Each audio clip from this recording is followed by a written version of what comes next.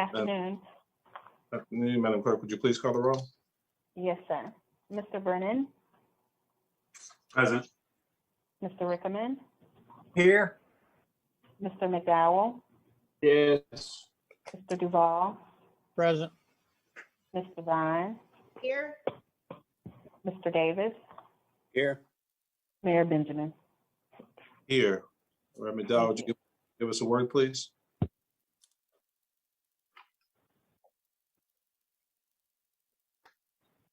Eternal God, for all that you've done for us today, for life, health, strength, we ask now that you might be with us as we discuss, deliberate, and expand the vision of our city. Lord, we ask that you would touch us individually and yet collectively. Allow the Lenten season to become a real part of us, and that is the self-denial mode. Lord, we ask it, we claim it in your name. Amen. Amen. Thank you so much, Reverend McDowell. I am going to move adoption of the agenda, but there's no objection. I'm actually going to move that we take up all the event resolutions after executive session. All right. So those are items 14 through 19. Mr. Mayor, Yes, sir, Mr. Duval. we also need to amend item 29 with a Scribner's error. It's March the 12th instead of March 2nd of 2021 is the correct date. That's a Scribner's error. I don't think it needs. Thank you. Thank you so much, Mr. Duval. With those amendments, is there a second to the motion? Second. All right, discussion. With the previous clerk call the roll. Mr. Brennan, Yes. Mr. Rickerman, Aye. Mr. McDowell, Yes. Mr. Duval, Aye. Mr. Vine, Aye. Mr. Davis, Aye. Mayor Benjamin. Aye. All right. Is there a motion to approve the minutes of the March 2nd, 2021? So Council, moved. there's a second. Second. All right. Well, thank Ms. Hammond and Ms. Morales for their work on that. We'll move the previous question. Clerk, call the roll. You're welcome, sir. Mr. Brennan, Yes. Mr. Rickerman, Aye. Mr. McDowell, Yes. Mr. Duval, Aye. Mr. Vine, Aye. Mr. Davis, Aye. Mayor Benjamin. Aye. Thank you. Well, Thank you, Mayor and Council. From my understanding, Mr. Vine, did you still want to take a moment of personal privilege to make a recognition? Yes, she was unable to join us, so I will make it so it's public, but we will send it to her. But I just wanted to recognize one of our own, the City of Columbia, and I'm sorry, I was going to read the resolution, but I can't find it. But I've asked staff, and they've prepared on behalf of the mayor and members of City Council a proclamation recognizing. I'm sorry. Kara Mack. Yeah, I was looking for her bio, but Kara Mack. I'm not going to read the bio. I'll share it with you guys so everyone has a copy of the resolution. But we will mail it to her. We have a framed proclamation. Kara Mack, a Colombian native, and actually niece of former CPD officer Mike Myers. She left here in 10th grade and went out to LA to pursue her dream of dancing. And she has done a lot. She's been at Debbie Allen Academy. But last week, if you all have had an opportunity to see it, unfortunately, I haven't yet, but I will this weekend. Coming to America 2 came out, and she was one of the choreographers for Coming to America 2. And talking to Kara in detail, she credits all of her drive and everything from her upbringing here in Columbia. Columbia is still home. Her family is still here. And I just think that we make sure that we're always shouting out and recognizing our Columbia talent as they go on and excel nationally and internationally. So I did want to take that point of personal privilege, and we will be shipping a proclamation to her on behalf of the mayor and members of City Council, recognizing her achievements and encouraging her to keep shining. Awesome, awesome. Thank you, Ms. Devine. Thank you. Thank you, Ms. Devine. And Mayor Benjamin, I also wanted to just take a quick moment to, I guess, thank you all really on behalf of Senior Resources, and make sure that you are aware that the council and the city was presented an award by Senior Resources, the Emergency Response Partnership Award. And this is in recognition for the significant support that you all provided to our seniors, your leadership and support through a Resilient Columbia Economic Stability Plan for the Emergency Senior Nutrition Program, as COVID, the pandemic was first apparent to our community, and it became necessary to really support these seniors. And so we thank Senior Resources for that recognition. I'm not sure if we have a picture of the award to show you, but it is beautiful, and hopefully you will see it soon. No, we're very proud of not only the support that we collectively gave them, but the way in which they executed so very well on behalf of needy seniors all across the Midlands. So we're thankful to seniors just for the leadership. I think Mr. Davis has a comment, Mayor. Go ahead, Sam. Yeah, I mean to pile on, but I've been asked over the weekend to present from the city probably going to be a proclamation of recognition for Ms. Mary Myers. Mayor, I think you may remember her. She was one of our foot soldiers in North Columbia, especially with the challenges we had with Gable Oaks, and I was informed that she's at home now with stage 4 cancer. Time is limited, so we're going to be doing it out of sight, out of mind with maybe a few people, but it's an appreciation for what she's been doing to help us in law enforcement over the years. So She's been amazing. Let's move post haste with that. Absolutely. yeah, I'm trying to get it out this week.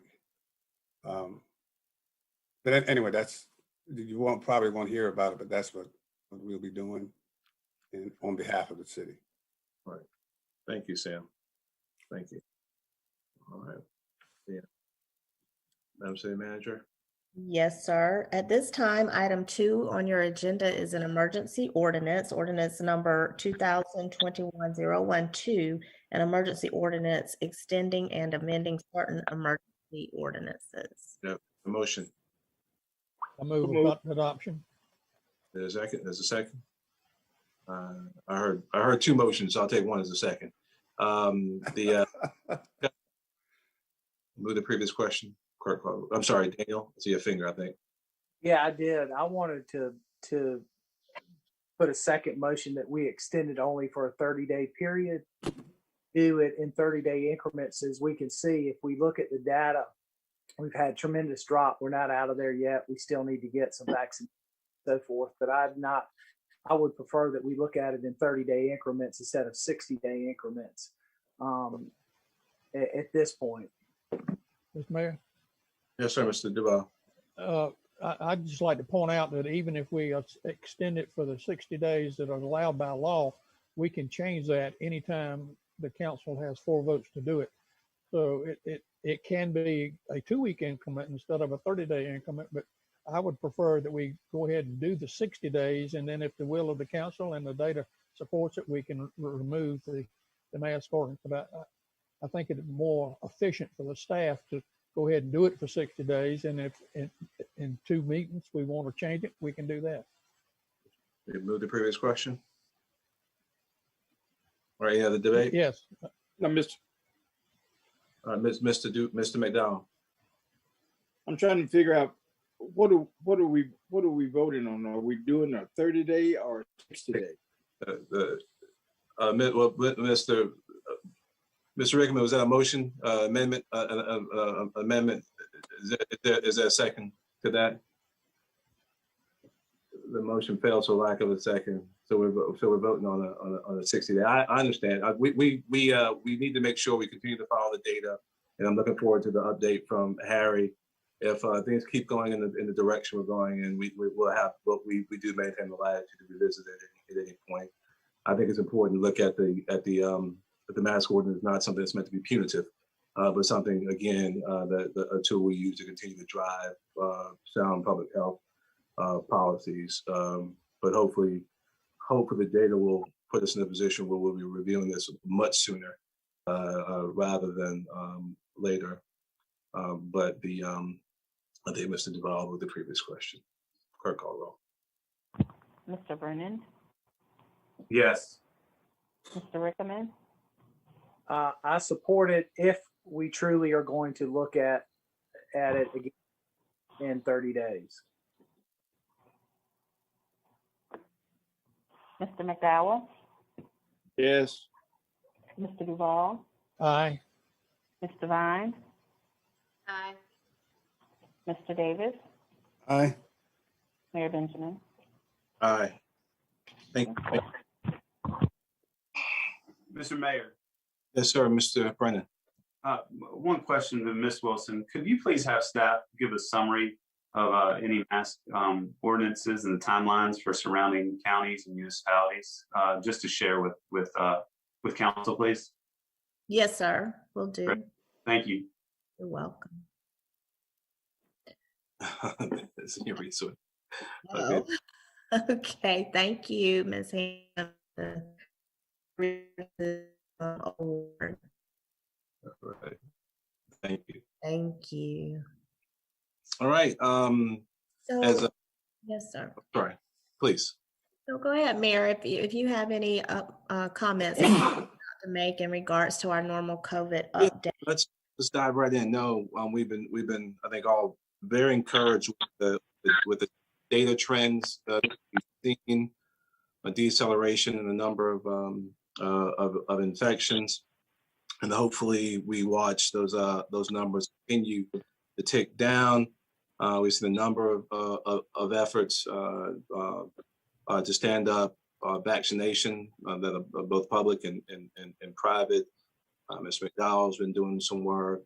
Ms. Devine, I got some direction from the Prisma folks and the outreach you've been doing. I know there's some great stuff going on in North Columbia. So we got to make sure we continue to play our role in pushing folks towards vaccination. But we're seeing an uptick in vaccine acceptance rates as well. So that's very encouraging.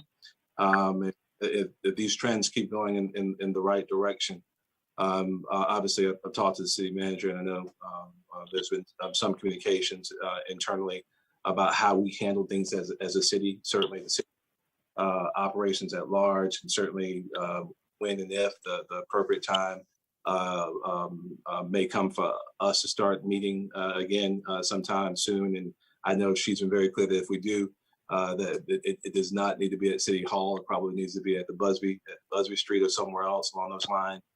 And then certainly looking at our parks and rec and other operations, all those decisions will be forthcoming. Let's spend some time. We were hasty when it was time to be hasty and making important public health decisions. Let's be thoughtful and deliberative as we go forward, and the data keeps coming in.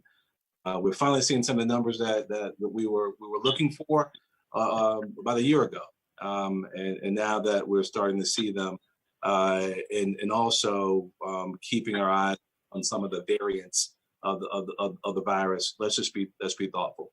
And but Teresa, thank you to you and the whole team for your internal management of our operations at the city.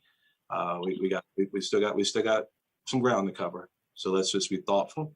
But as we traverse this, I know you got plans. I know you always got plans. So let's be prepared to consider those at the appropriate time. Mr. Duval and Mr. Rickman. Mayor, I just want to say a word of praise for Director Tinsley for the information he sent out this morning. I thought that was one of the best condensed versions of where we are with the with this virus and how it's impacting Richland County and the city of Columbia that I have seen. And that's the type of information that we can use to make our educated decisions on things like the mask ordinance and others.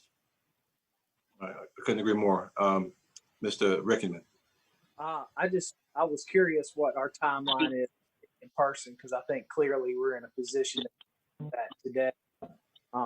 And I think Busby Street's probably a great alternative. Convention center is too, because obviously not a lot of conventions happening right now, but we're going into the budget season. I think we would do ourselves a great disservice if we weren't in the same room.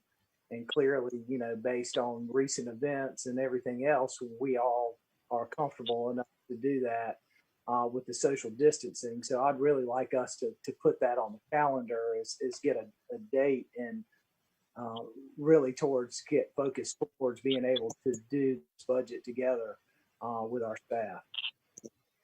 Thank you. Other? All right. Let's go ahead and get Director Tinsley pulled up. And Mayor Benjamin, as we're transitioning to Director Tinsley, I know you and all of you have been following the American Rescue Plan, and the fact that in this plan, local governments, including our city, have direct allocations for funding. And so I just wanted to reassure you that our team is working with our federal and state partners, our lobbyists, to make sure we are being very thoughtful, as you said, about the opportunities there and knowing what is eligible and what is not. And we'll have some recommendations for you. I've already gotten some recommendations from each one of you regarding, how you would like to see that funding utilized. So I just wanted to reassure you that we're paying very close attention to that. And significant win for American cities and local governments and our citizens. So we're excited about that. Mr. Mayor, can I follow up on that? Yeah, please, Mr. I just wanted to say, Councilman Duvall and I had a meeting with our team on Friday, and I would just encourage everybody, if they have any specific questions. Ralph and Deborah were still reading through it when Howard and I met with them, but I know that there's so much in it, and if there's specific questions, it probably will be illuminating if folks send those questions to Ms. Boaknight and Ms. Wilson, let them get it to Ralph and them, and I'm sure they'll reach right out. But it was a very good meeting. So I did want to publicly praise our team. They're amazing as usual and right on top of it. The other thing, Ms. Wilson, I just wanted to say, one of the things that has just really been on my mind about this is that we have a direct allocation. The county has a direct allocation. Although it sounds like a lot of money, it will go very fast. And so that we can maximize the money and make sure that it really hits all the needs, internal and external, or as many of the needs, internal and external, as it can. I don't know where the county is on their stuff, and I don't want to slow up anything, but if we could maybe have some conversations with them, like what are some of their priorities?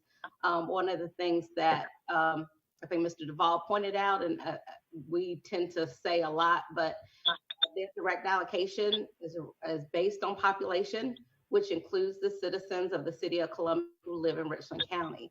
And so we want to, of course, encourage that maybe as much as we can work together to make sure that money that goes external to meet the needs of our joint citizens, that we do that so we're not overlapping efforts or even missing huge gaps where there are needs. yes, ma'am, absolutely. All right. Thank you. All right, Ms. Wilson, let's go. Yes, sir, Harry. Hi, can you hear me? We Yes. can. You can or can't? We can, yes. I'm breaking up there for a minute. Good afternoon, Mr. Mayor, members of council, Madam City Manager. Again, thank you for your time. There's some additional information in your inbox on the post out today.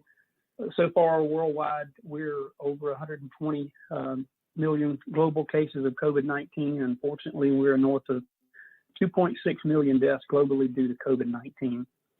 CDC report as of March 15th, in the US, we have over 29 million cases confirmed and over 532,000 deaths from COVID.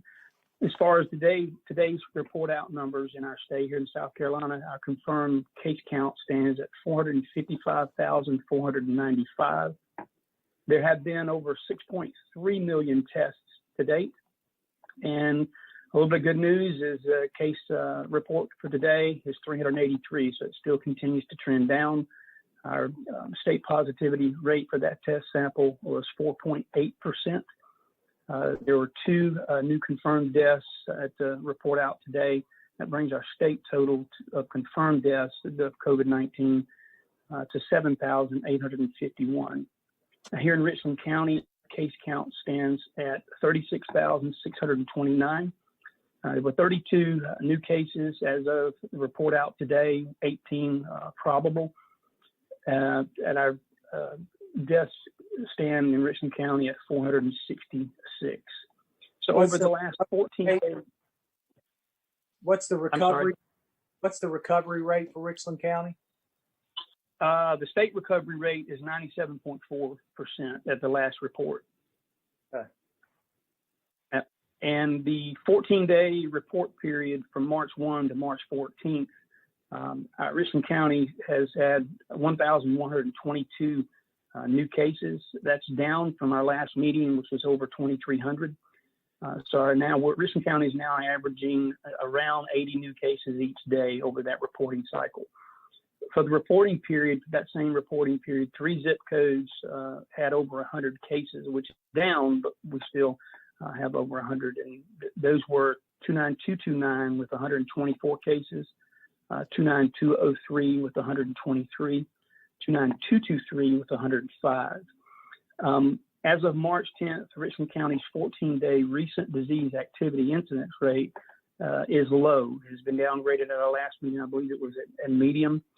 So the number now is 192.1 per 100,000 with a 3.9% positivity rate, and that's a good sign. So as I just said, the state recovery rate is estimated at 97.4. The state case fatality rate is estimated at 1.71%. So cases still continue to decline in our state, and we are still seeing that downward trend.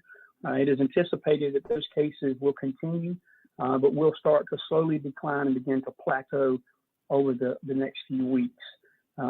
Statewide hospitalizations continue to trend downward also. The bed utilization rate is 73%, and the ICU bed utilization rate is 68%. Currently, as of today, there are 590 patients hospitalized due to COVID-19. And as far as the vaccines, DHEC continues to roll out their vaccine plan. There's been over 1.9 million total doses received in our state, and over 1.4 million people have been vaccinated at the last reporting. In Richland County, there's 110,505 doses. And as you are aware, DHEC began the phase 1B in March 8th, and our frontline workers have been given the opportunity to receive the vaccine as defined by DHEC criteria. And as far as the question regarding the municipalities and counties of mask ordinance, there, as of the March 9th to March 16th report out, 9 counties and 59 municipalities have mask ordinances. I will send you everybody a link so you can see which ones those are. I don't have them off the top of my head right now, but if you have any questions, that concludes my report. Thank you. Thank you so much, Harry. Good. Ed, go ahead. Harry, if you would, those zip coded areas are those in priority form, I understand, right? Yes, sir. And that was 29229, 29203, and what was the other? 29229. Yeah, I got those are ones with over. Yeah. Yeah, 29229 had 124. 29203 had 123, and 29223 had 105. Those were the only three to that sample that was over 100 for that zip code. All right, thank you. And that was over a 14-day period. Questions Thank you. for Director Tinsley? All right. Just want to, again, no, Harry, thank you. The information data has been fantastic. Keep it coming. You know, it's just so important for us to, again, recognize that, you know, this is a highly contagious virus, and that we fully expect by the end of this month, early April, that actually the variant that was first identified in the United Kingdom will be the dominant strain, a highly contagious strain, dominant strain in the U.S. And the same measures that have been used to tamp down COVID-19 will be the same ones that help slow down the spread of of these variants. So we want to make sure we hold the line, and hopefully it will be the dominant strain in the U.S. But hopefully we're able, through our collective efforts, to tamp that down as well, so we don't see a spike. So let's make sure we do our part. Thank you, Harry, for always good information. Ms. Wilson. Thank you, Mayor. Thank you, Director Tinsley. We'll move into a period of several discussion items, Mayor Benjamin. The first being proposed revisions to the commercial non-discrimination and Cdbe utilization policy. Ms. Melissa Lindler, the Office of Business Opportunities Director, will take us through the slides. And this has been a labor of love for several departments and divisions. And so Melissa, you know, has helped lead this effort, but our engineering staff, our as both assistant city managers, Sheely and Gentry, have put a considerable amount of time into this, as well as myself. So we're hoping that you all will understand once you see the slides why we are pushing some of our prime business entities in the city to do even more when it comes to building capacity in our city. Melissa? Thank you, Ms. Wilson. I hope everyone can see the screen. Yes, ma'am. Great, thank you. As Ms. Wilson stated, first and foremost, good afternoon to everyone, Mayor, council members, and City Manager Wilson. This has been a collective effort, and I just want to reiterate that because of the long hours that all of our departments, procurement, Columbia Water, and legal put into this, as well as leadership, city manager, assistant city manager, Gentry, Sheely, and Peyton, in making sure that this policy is not only meeting the needs of all the departments, but more importantly, meeting the needs of the policy, meeting the needs of the target population that it's been developed for. Our Columbia disadvantaged businesses that reside here in Columbia and our surrounding 8 counties.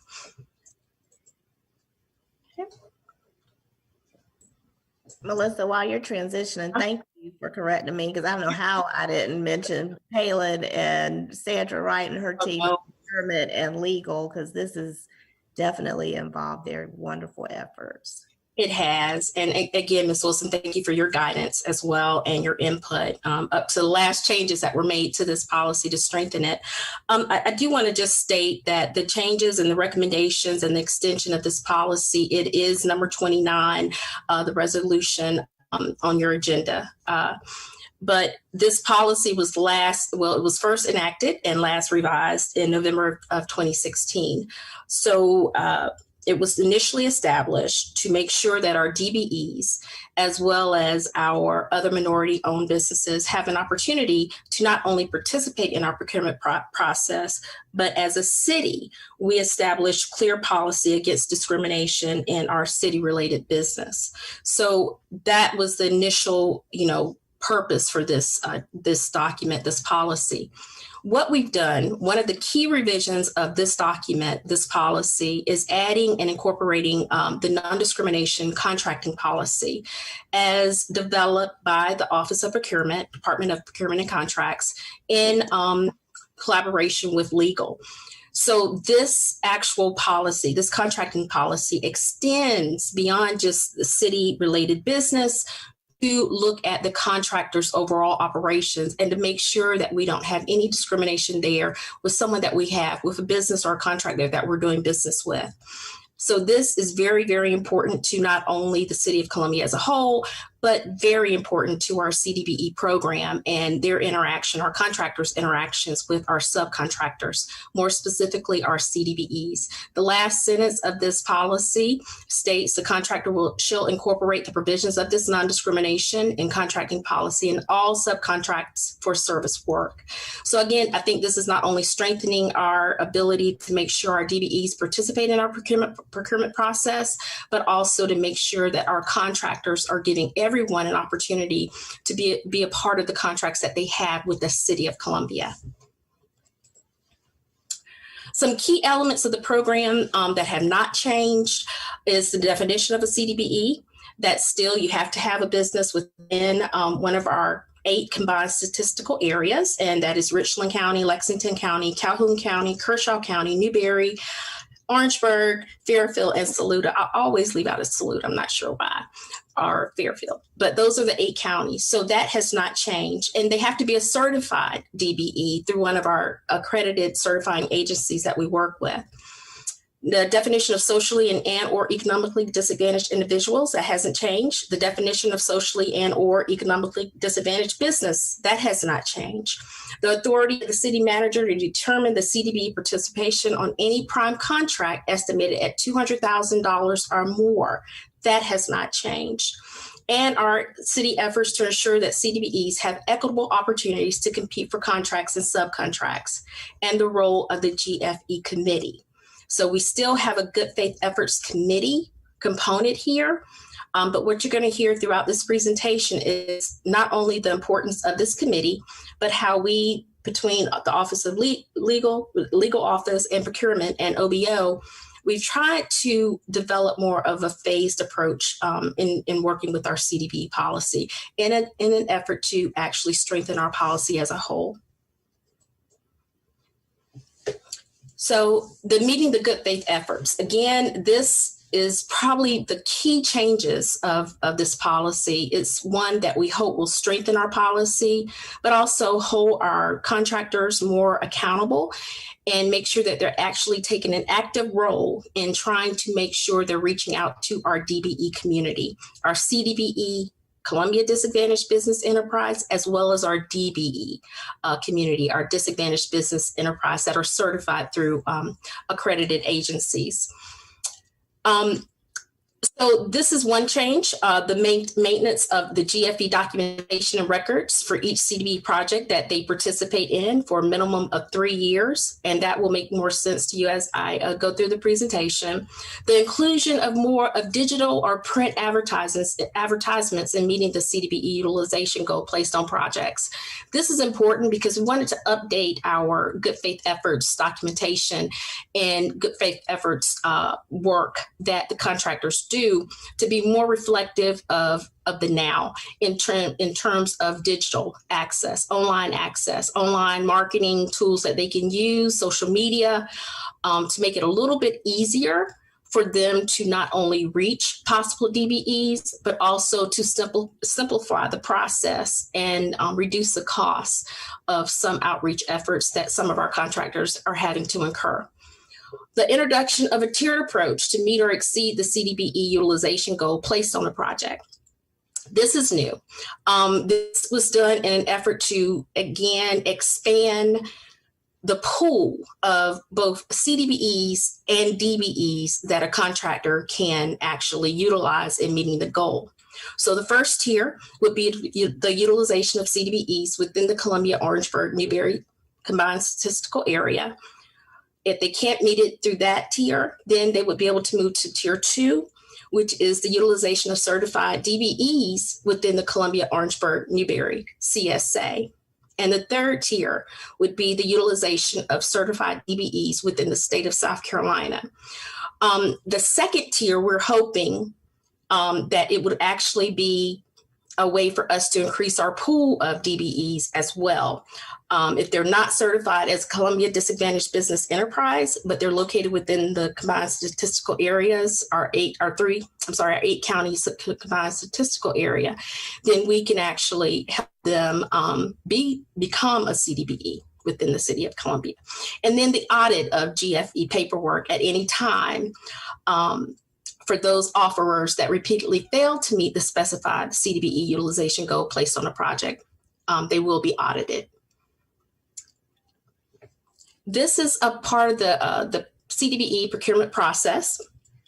We have, again, laid it out. So we have separated the compliance period, making sure that they're meeting the good faith efforts from the actual procurement process, the invitation to bid. And then, of course, stage 3 is the bid opening. And I'm going to take you through the different stages now. Stage 1, determining compliance for a specified bid and meeting the GFE requirement of the CDB policy. That's during the stage. This is new. We have not done this before. Offerers must submit the areas for which CDB participation will be archived. Will be achieved at bid opening. The information should include the specific CDBE participation percentages, services, and or materials to be provided.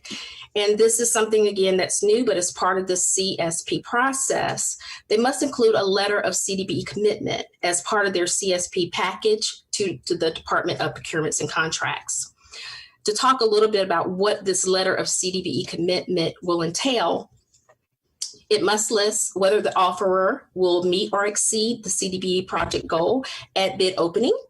It also, if that's not the case, the offerer's CDBE percentage must be stated that there will be at least 50% or more of the specified CDB project goal at bid opening, or the offerer's CDBE percentage will be below 50% of the specified CDBE project goal at bid opening. So for those offerers who will meet or exceed the CDBE project goal at bid opening, they are not required to submit their GFE documentation as part of their CSP package. For those offerers that will be at least 50% or more of the specified CDBE project goal at bid opening, they also will not be required to submit their GFE documentation as part of their CSP. But for those offerers that will be below 50% of the specified CDB project goal at bid opening, they will be required to submit all of their GFE documentation, their good faith efforts documentation and records as part of their CSP. The GFE committee, the Good Faith Efforts Committee, will convene to review the GFE documentation submitted by that group that fails to be at least 50% or more of the CDB project goal, failed to meet that goal. They will review the offerer's information, and the submittals will be deemed either compliant or non-compliant based on the recommendations by the GFE committee by the Office of Business Opportunities. Offerers deemed non-compliant will be notified by the Department of Procurement and Contracts prior to the release of the invitation for bid. The CBE appeals process and Journal Administration Review Committee is something that's new, but this provides a way for any contractor that has been deemed non-compliant to demonstrate that they would like to have their bid package reviewed again, or their CSP package reviewed again for further review. And that committee will compose of leadership within the City of Columbia. So an invitation for bid, so the CSP process is done. Those offerers deemed compliant during the CSP process will receive an invitation for bid from the Department of Procurement and Contracts.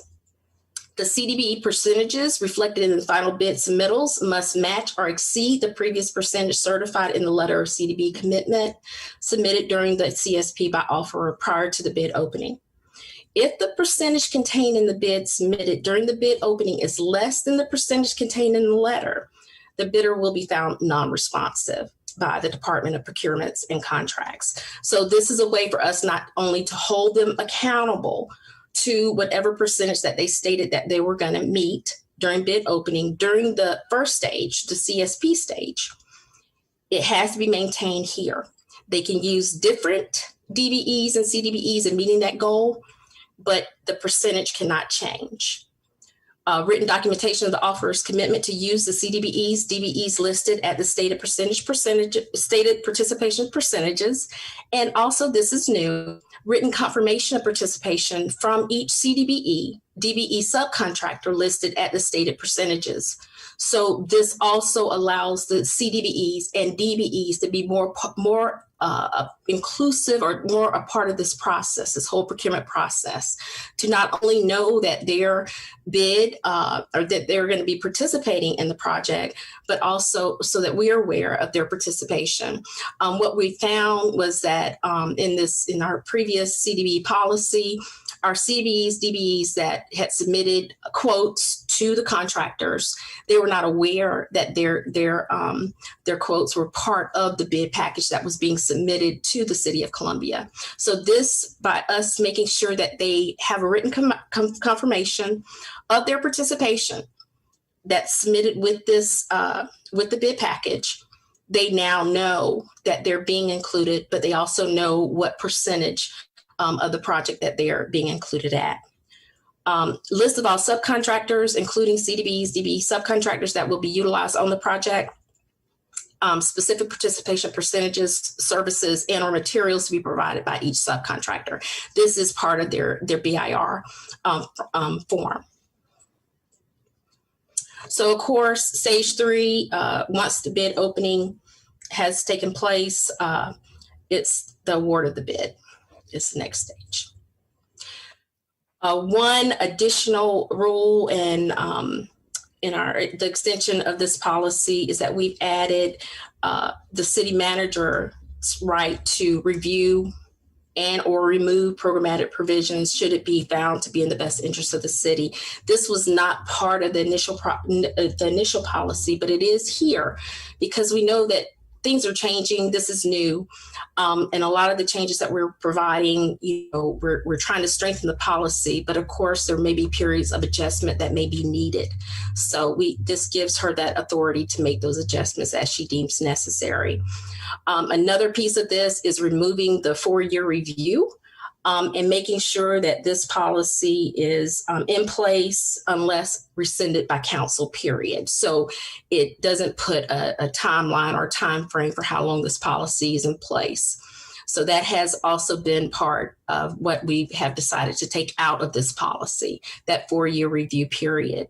However, we will provide annual updates as usual regarding CDBE and our CDBE project, our program, as well as our numbers and how it's going.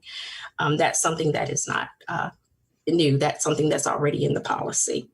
So I think that's it. I will open it up now if there are any questions from anyone. Thank you.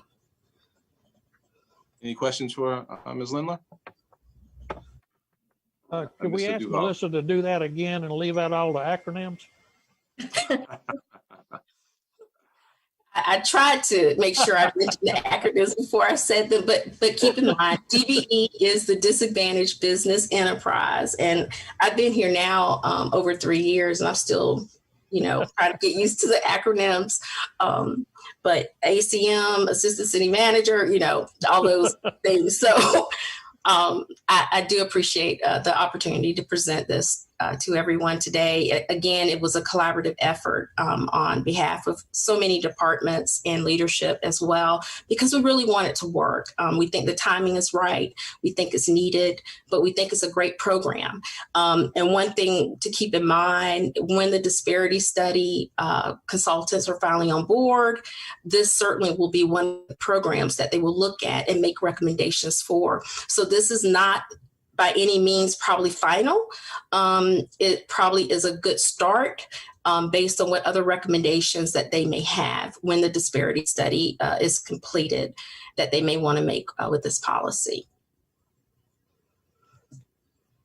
Melissa, thank you. Right. I'm glad you referenced that because we're very excited about the disparity study getting underway and how all of our programs will be reviewed and strengthened through that process. I know you also regularly communicate with many of our contractors through some of the advisory boards as well. So we'll be updating them as we always do, seeking their feedback with any of these changes as well. Yes, ma'am. It says, Mayor and Council. Daniel? Yeah, Ms. Lindler, could you maybe give us a little insight fares against other cities out there? Are we being, how is this compared to what other cities are doing, I guess is my question. That we have been this program in itself is not only unique, but it's innovative. And in comparison to other areas, I rarely see I have not seen anything like what we're doing here in the city of Columbia. I think this is another, program that others look at as a model to implement their program. So I'm very comfortable with our program. I think we're probably ahead of the game when it comes to developing, different innovative ways to make sure our disadvantaged business enterprises, specifically our minority and women-owned businesses, have access to our procurement process.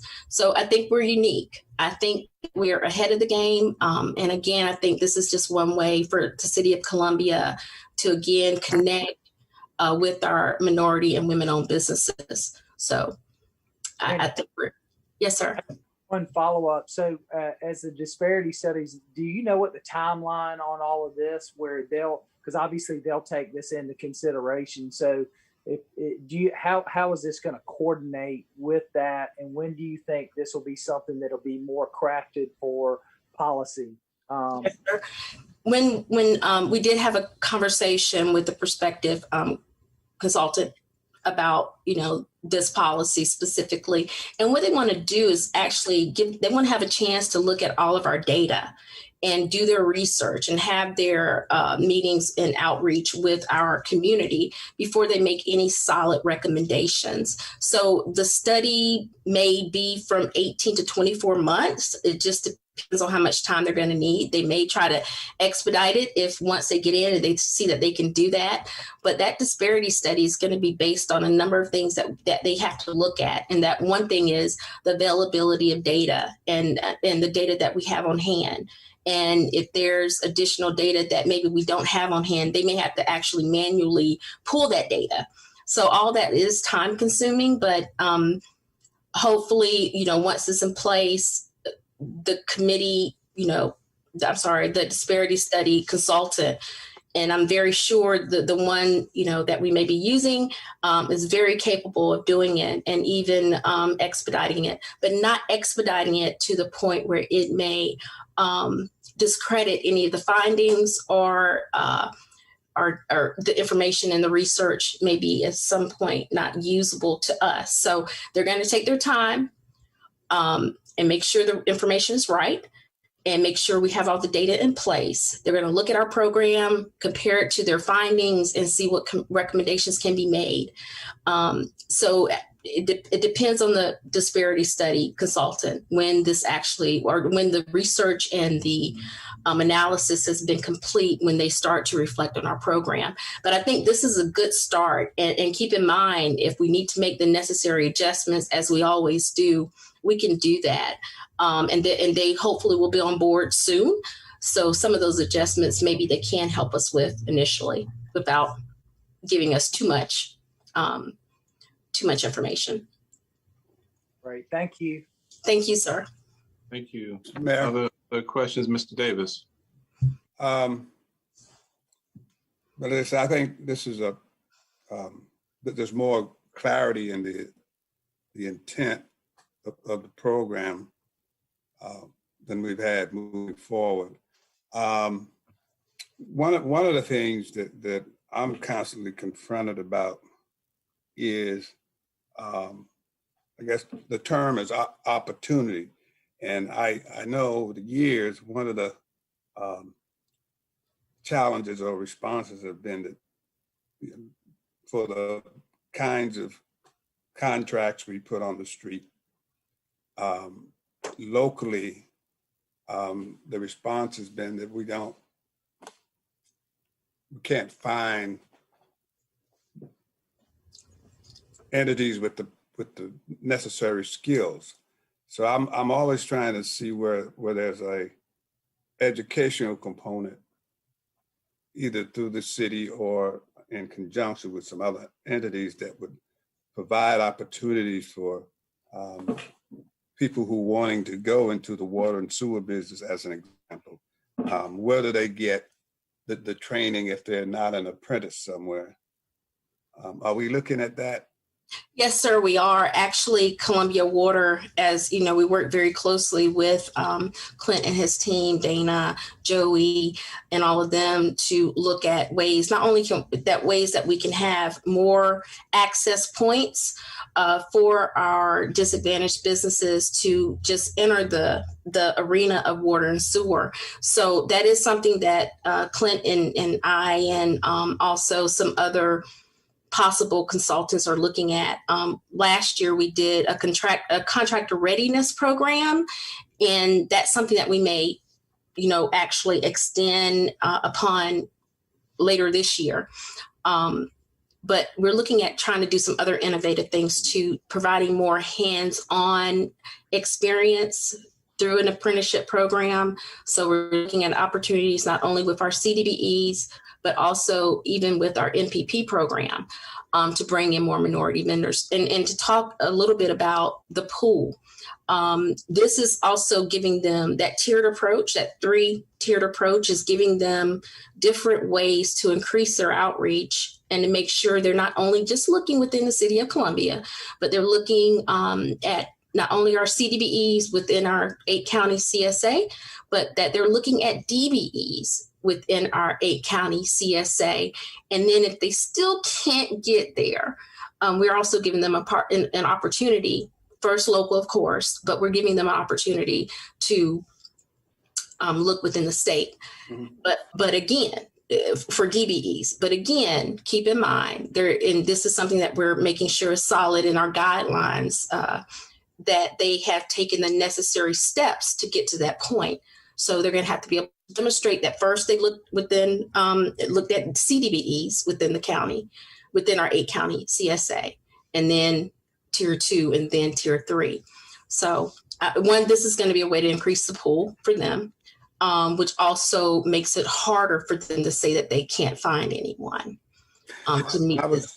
Yeah. I remember the document I was reading about a week or so ago. Teresa, did I send you something on that?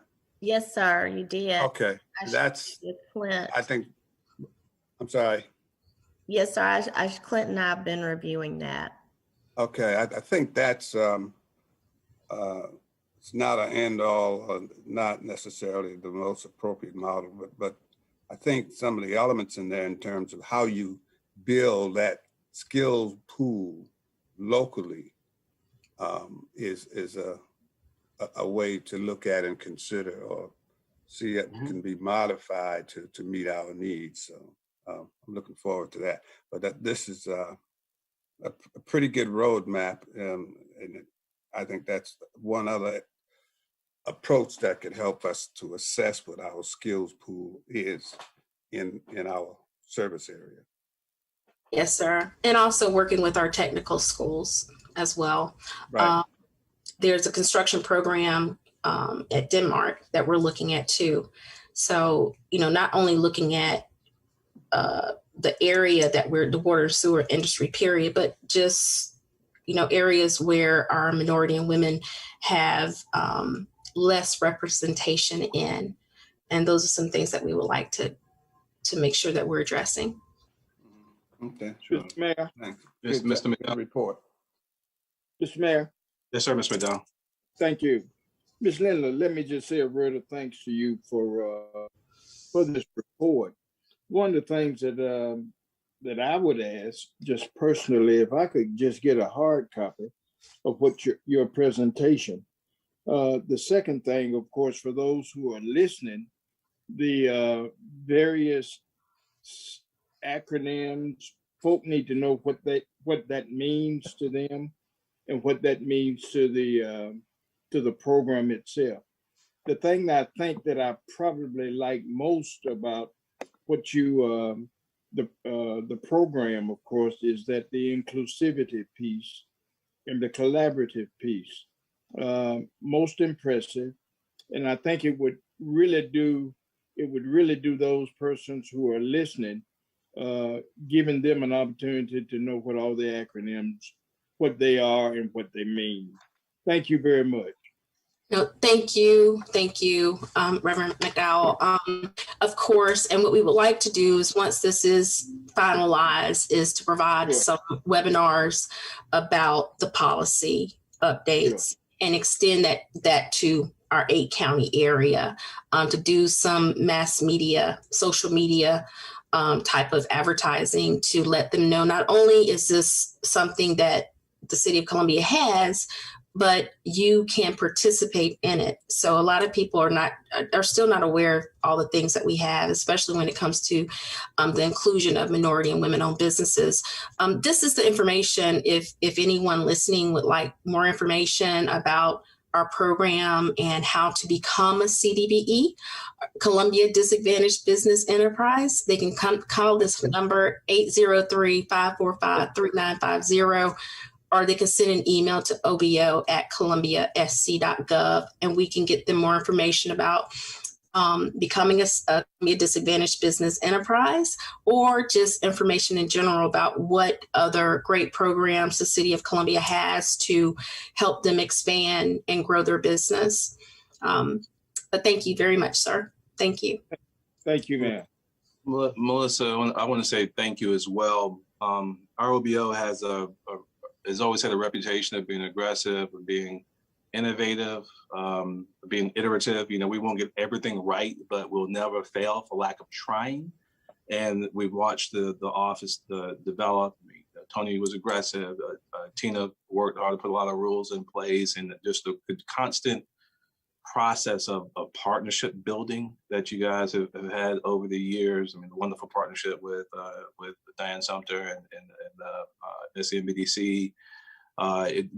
If in fact we're going to be the city that we aspire to be, we've got to have good, strong partnerships with small business, with locally owned businesses, with minority-owned businesses, and we've aggressively endeavored to do that, not just under Teresa's leadership, but even prior to that. If we believe in free enterprise and we believe in opportunity, as Mr. Davis said, and we believe in inclusion, then we've got to make sure that we use our leverage as a municipal corporation to ensure that we do business with people who share the values of our city, that live with the values of our city. So we've got to use this leverage as much as we can, as often as we can. And I'd love to see when you opened up, you talked about all the different moving parts inside the city and how it requires everyone working together to make this happen. That's how we got to get it done. So just keep pressing forward. Don't slow down. Let's make sure we cross T's and dot I's and block and tackle, and we get disparity study done and get moving forward post haste, so we can do it right. But Teresa, Melissa, y'all don't slow down, okay? Keep moving, and we're very encouraged by this work. So thank you for your leadership. Thank you, Mayor. Thank you for the council's relentless energy around this too. Helps us. And Melissa, thank you and your team. Good job, and stuck to the time limit and everything, because we have several presentations. Thank you so much.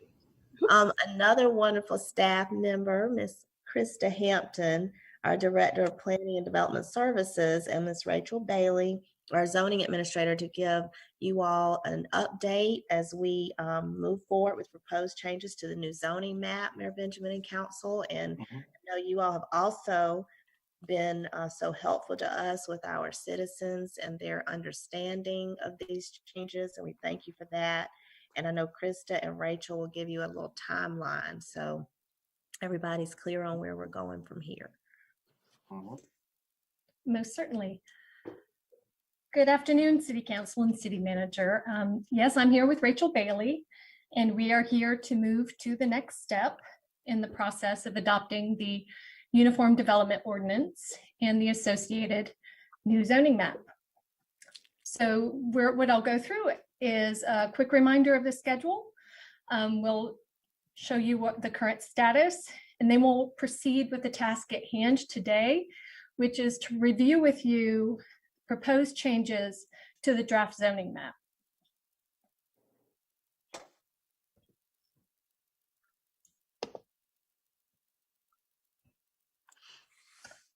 Here's the schedule. So we had our public hearing on January 19th.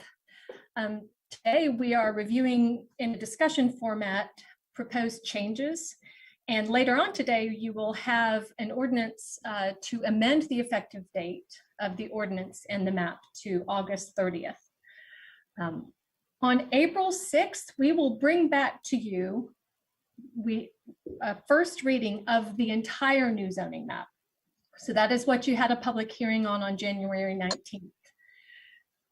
These changes that we're discussing with you today, they would proceed to Planning Commission on May 3rd. So this is a small subset of the entire map that would proceed to them on May 3rd. On June 6th, you would have the second reading of the overall zoning map, noting that that will not be effective until August 30th. So these changes would be able to come along behind prior to the effective date. July 20th, you would actually have the public hearing of any of the revisions, these changes that we're discussing today. A second reading on August 3rd. Both the ordinance and the map, as revised, would become effective on August 30th. The current status, after the 19th public hearing, the first reading was held in order to allow additional time for public review and input. Staff has attended neighborhood meetings and had additional one-on-one telephone calls and teleconferences to present information and answer questions. The map, we've proposed some revisions to that map based on staff review and on some of the public input. And so what we're doing today is we're presenting these changes to you to get some feedback prior to going to a formal planning commission in May and the July public hearing to hopefully minimize some of that feedback loop. So we have 19 slides with these changes based on the they are.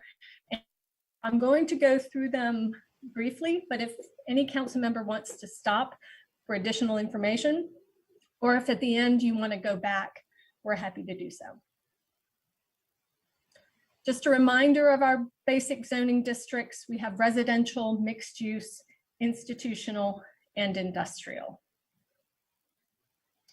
So the first three changes are those that were properties that had been rezoned and it was not reflected in the proposal. So this is one over on St. Phillips. It's near Middleburg. It had been rezoned to allow for an assisted care facility from residential to a commercial zone. So we would propose putting this to the mixed use zoning, which is the purple adjacent, to continue to facilitate that development. Here is a property on Duncan Street. They had received a rezoning to an RS2 in previous years. We had a telephone call with these folks as well. So we will take this back to the analogous RSF2 from the RSF3 from the RS2. This and the neighboring properties, this is a property on Canterbury. Spoke with the property owner. It also went through a rezoning to go to the RS2, and it had been mapped in our proposed map as a RS1. So it and the adjacent properties will go back to that RS2. The next set of properties are based on some discussions and input we had with stakeholders or property owners. You may remember at your public hearing, hearing from a gentleman about Rochelle Heights. So these properties would go from the RSF1, which is a large lot, to the RSF2, which is more of the medium or smaller lot, but it's still the single family. Here in the Shandon neighborhood, the Hand Middle School would be rezoned. We had that rezoned as a general residential, which allows multiple dwelling units. That would go to a single family. And the properties along Wilmot and Duncan would mirror those that are surrounding them and be changed from a proposed mixed residential to a two-family residential. This is Chestnut Hills. The majority of the properties, the individual parcels are all staying the same. What the proposed revision is based on a resident discussing with the homeowners association is their common area, and instead of a large lot reserve, it's going to the conservation. That's, as you know, there's been times when golf courses have been zoned to allow for residential. So the idea is that the neighborhood would like to keep it in a conservation zone. And there were a couple of parcels that do not belong to the homeowners association, and those would be zoned to either the single family residential or the large lot reserve, as is the development pattern currently. But the individual residential lots, those proposed are stayed the same. Now we'll turn it over to Rachel. I believe I've got one more, don't I, Rachel? Pardon me. Yes, so the Bible Way Atlas Road PUD, this may be coming, you may see this for a rezoning within our current code prior to this actually becoming effective, but we're trying to kill two birds with one stone, make sure this gets passed. And so it was a PUD, a PD.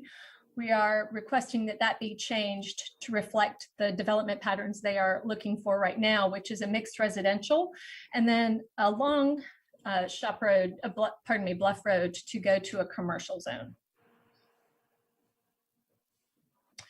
Finally, Klein, they had been a PUD. In discussions with them right before the pandemic, we had talked about rezoning to a base zoning district to facilitate some revised development plans. In further discussions with them, they have asked to keep it in the current PUD, so we will keep that zoning as is. Now we proceed over to Elmwood Park. This is kind of a transitional one, and Rachel will take you to a separate grouping. Yes, this one is a mix. Some of it is from neighborhood feedback, and some of it is just from taking another look at it and cleaning up.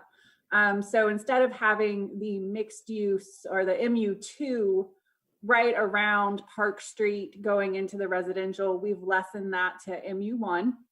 So still allows the residential and some general office uses. And then along the railroad right away, just cleaning it up to match the MU2 that's already there.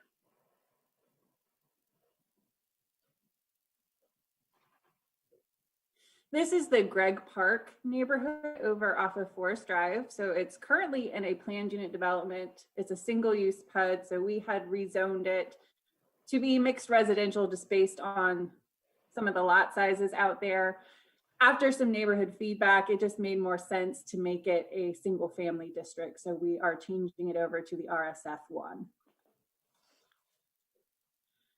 The next few are areas where some neighborhoods have been already zoned single family. Some got switched over to the mixed residential. We are reverting them back to match how they are currently. So they're currently single family, they will remain single family. So over here, some had turned RM. We are bringing those back to the RSF single family district. And this is at Brennan and Brockwall, right off of Trenton. Yes.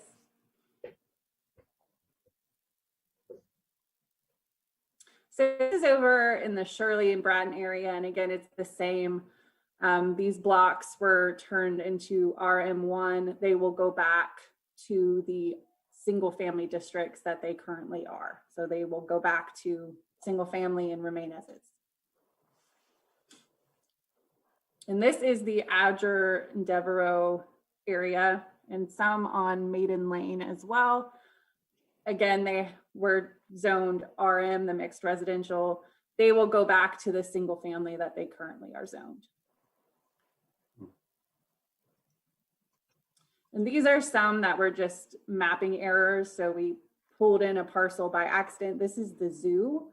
We accidentally split zone the zoo. So we are cleaning that up so that the zoo is all of the INS zoo district.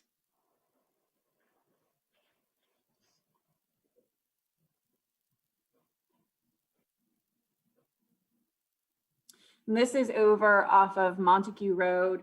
A parcel got pulled into the general commercial that's along Garner's Ferry. It'll go back to being the single family residential.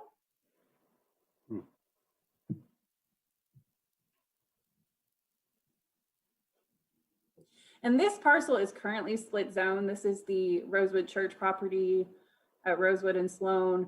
The parcel that is highlighted at the very back, the sliver that goes back into the residential, that is currently zoned residential. It kind of serves as a buffer. In the proposed map, it didn't come through a split zone. So we are cleaning it up to make sure that that piece that cuts into the residential remains residential, kind of just serve as a buffer.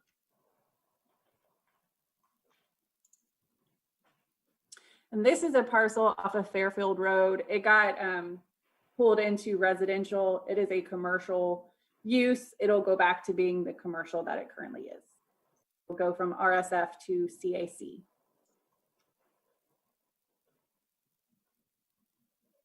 And these are over off of Holly Street. We had zoned them office and institutional. The uses there fit better into the CAC, which is along Divine Street. So we are just changing it over to accommodate the uses that are currently there so that we are not creating any nonconformities. And this is on Barnwell. Some commercial uses were accidentally zoned residentially. They will go back to being commercial. And again, just to highlight the next steps, so we're bringing you the proposed changes today to receive some input. The maps as a whole will come back to you in April for first reading, while the revisions will head through Planning Commission in May. Second reading of the map as a whole will be in June, while the revisions will come to you in July and early August so that everything is complete by the new effective date of August 30th. Right. And of course, y'all can email us or call us anytime. And this is for the public as well to reach out to us. We have resources, of course, on weplantogether.org/Columbia Review, as well as our main zoning page at columbiasc.gov/zoning. We have a lot of our videos from over this past year or two, going through some frequently asked questions, as well as some other links. So, Rachel? Yes. So basically, all of the work done today was more so cleaning up the project. Yes. Yes. Okay. All right. No changes, just cleaning it up so that it putting in the corrected status and that sort of thing. Is that right? There have been some changes, but the changes were cleanup. Yes. That's all right. Yes. Yes. Just wanted to make sure that. All right. Thank you. Other questions for Rachel? Krista? Mr. Davis? Just following up on Ed's comments. I, for example, you were at Hyatt Park last night. I couldn't make that. When we look at the corridors, say North Main, you kind of know where we are up to Fairfield. That's the MX1 hybrid, right? Yes, But- sir. Yes. We have. From there, Mhm. from there to I-20, based on whatever feedback you got, are there any changes, significant changes when it comes to reclassification? No, sir, we've not received any input to the contrary of what's being proposed Okay. in those areas. What about Faro from Beltline to I-20? We've not received any input on those either. So if there is some, we're more than happy to look into it. I think what you'll find is that the proposed zoning is going to be a far better facilitator of development as it is mixed use. For instance, I know that Dr. Lynn is eager to have this new code adopted because it facilitates his mixed use development.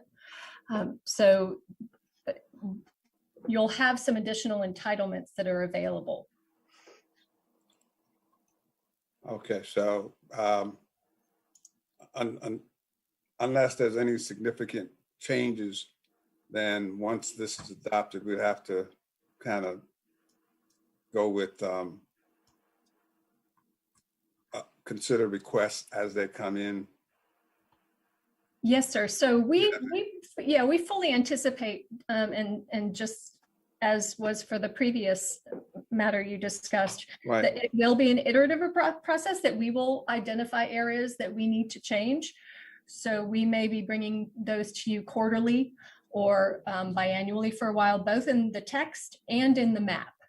And it will be just a similar process as you have now, which is going to Planning Commission and then coming to you as City Council. Okay. Ms. Devine? Thank you, Mr. Mayor. Kristen, Rachel, I know that you've made several presentations. Can you tell us about how many neighborhoods have requested the presentations so far? We've had about 6, and we've had some repeats. We actually are going back to Shandon next week, next Monday. We're going to 5 Points tomorrow. And then we had a number of one-on-one meetings as well. We're still happy because I think what we, for instance, when we were at Hyatt Park last night, it was beneficial because we didn't just talk about the specifics of the map, but we also talked about just the code overall and what it can mean to their communities. So we're happy to continue doing that and meeting with folks. So if you want to direct people to us, we'd love to be invited. Okay. And I know we have been, there may be a few neighborhoods need a nudge. I just keep hearing people being concerned, but I'm not sure that they've requested presentations. So I would just ask all of us continue to encourage the neighborhoods to do so, because what I don't want to do is that we get to August and then we have people then not saying they had an opportunity. So we might need to remind people now that neighborhoods are meeting on a more regular basis. Yeah, and that same email that was sent to you recently, Ms. Clark sent that out to all of the CCN contacts as well, in hopes to make sure they're still aware. Thank you. In August, we won't have 10,000 signs out there saying we're having a zoning change. They'll all be covered up by political signs. Mr. Brett? Yeah. Rachel, I really appreciate everything you've done in District 3 and meeting with neighborhood associations. Very informative sessions. I've sat through a couple. So again, thank you so much. For those neighborhoods that are looking to do them in the next 3 weeks or so, you know, you tweaked some certain parcels of getting feedback from certain neighborhoods. Moving forward, if you go to a neighborhood that has some tweaks after this early April timeline for the first reading, is that going to push back the August deadline? Is it going to have to restart the whole, I guess, session? Yes, sir. It would. If once we go to the Planning Commission, the map is at that point in time is set for what it will be August 30th. But as I mentioned before, the map is never set in stone. So Right. city council can always continue to amend that map as we proceed. But for neighborhoods, it's in their best interest to get input and any edits, changes before that April 6th initial deadline. Is that my understanding? We would really need them prior to that. The Planning Commission, that advertisement goes out earlier than that. So we would need to know about those probably in the next couple of weeks. We had actually advertised that input was going to go through the beginning of March. Okay. So we've extended it a little bit. But in order for us to be able to process anything and get that into a review for Planning Commission, we need that fairly quickly. Okay. And it really depends on the type of change it is as well. I mean, most of the ones we've been doing, we feel comfortable that a great deal of additional public input isn't necessary, but it just, if there's a certain threshold that's met, we may need to engage other people. But, we'll work with the neighborhoods to see what we can do. Okay, great. Thanks again, y'all. Certainly. I think that's all. I don't see any of my hands, Teresa. All right. Thank you. Thanks to both of you for a great job and for also for patience and ensuring a very inclusive process by just constantly reaching out, including some neighborhoods, again and again, and it will continue. So thank you. City Manager. Yes, sir. Thank you, Krista and Rachel. So we are excited to hopefully begin the budget process, Mayor and Council, and even complete it in a timely manner, more timely than normal is my hope. And so Jeff and Missy and I have talked through a couple of alternatives. There's a proposal Missy's about to show you of a schedule that I would suggest, and then there's an alternate. Either one is fine. My preference is the one that she's going to propose first. And then we want to just give you a brief update and overview of the discussions as we hope to move them forward with you over the next several council meetings as we develop the budget. But I will say this, going into the budget we're currently in, and also this one that we'll be proposing to you, obviously has been different. And I just really appreciate the opportunity you gave us to sort of step out on faith, quite honestly, with a lot of unknowns due to the pandemic. Jeff and Missy have been so vigilant in giving me information, and we've continued to try to make the best thoughtful decisions that we can in the interest of our community, but also our employees. And I'm very thankful at this stage of where we are that we did not have to do anything to in any way jeopardize the livelihoods of our employees, who mean so much to me and to you. And we've been thankful, actually, with what we're seeing so far as we try to turn the corner financially in our community at large, but also internally to the city. You will hear me talk about some things we've accomplished, even through this very challenging period, some things that are on our horizon that we want to get back to. And we are always appreciative of the confidence you place in us to make recommendations for you, and we don't take that lightly at all. So with that, we will get started and show you why I do think we can hopefully get you a budget by the end of May versus the end of June, which also gives us time to, out the gate with an extra month, start looking at hopeful revenue projections and the ability to make adjustments over the next several months after that. Missy? Good afternoon. Thank you, Ms. Wilson. As Ms. Wilson mentioned, we will highlight a few things and hopefully go through these conversations and see if you have any specific questions with regards to where we are with our budget process. The first area we want to talk about is the schedule that Ms. Wilson mentioned that would allow us to bring you a proposed budget, starting, of course, our overview of the budget beginning in April, and then we will move into budget public hearing in May. We'll talk about that a little bit, and then also to give you an update on the current year budget as it paints a backdrop really for where we are proposing to go forward as we move into the next fiscal year, and then an overview of our budget drivers that we're looking at as we shape the proposed FY 21-22 budget. And Missy, So first is the highlight.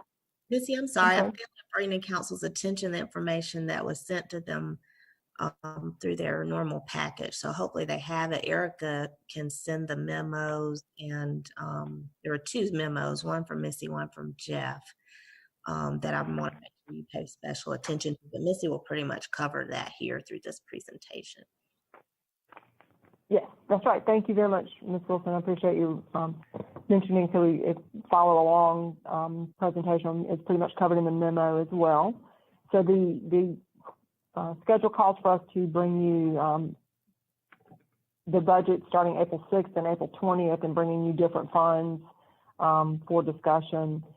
The schedule that's being proposed would ask that we advertise for April 26th.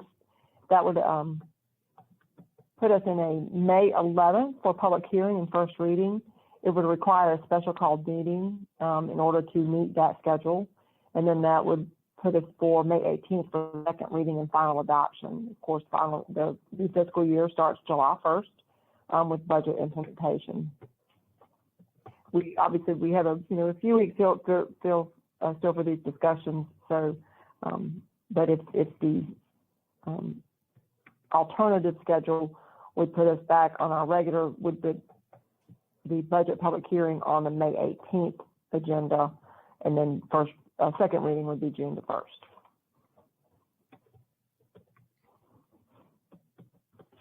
So with our current year budget, again, we want to talk about where we are and where we were a year ago this time as we are preparing for the FY 2021 budget, and what we ultimately ended up doing in terms of presenting a budget that was approved for this fiscal year.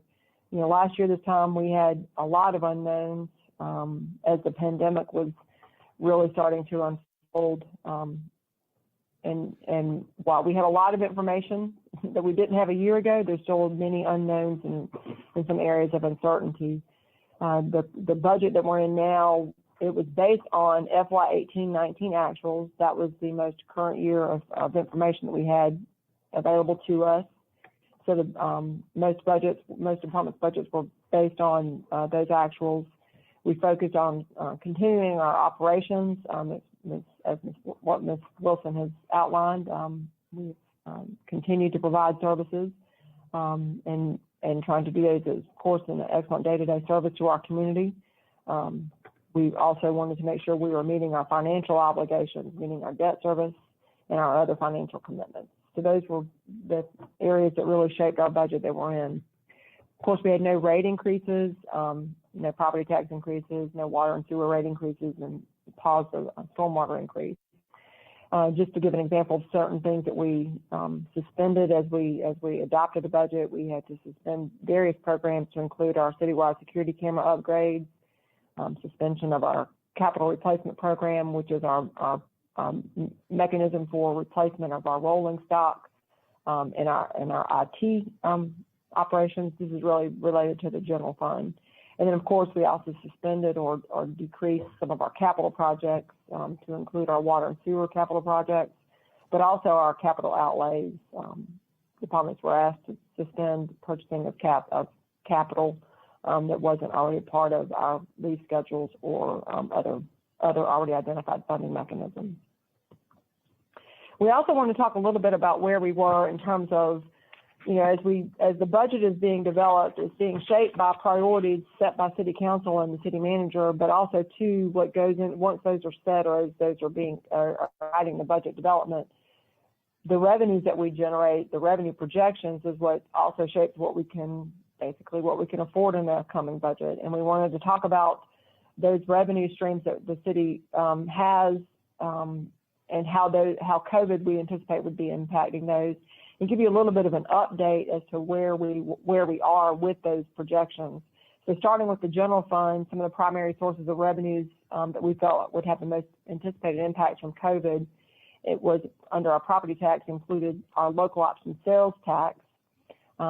We anticipated that to be high because of the reliance on consumer spending with sales tax.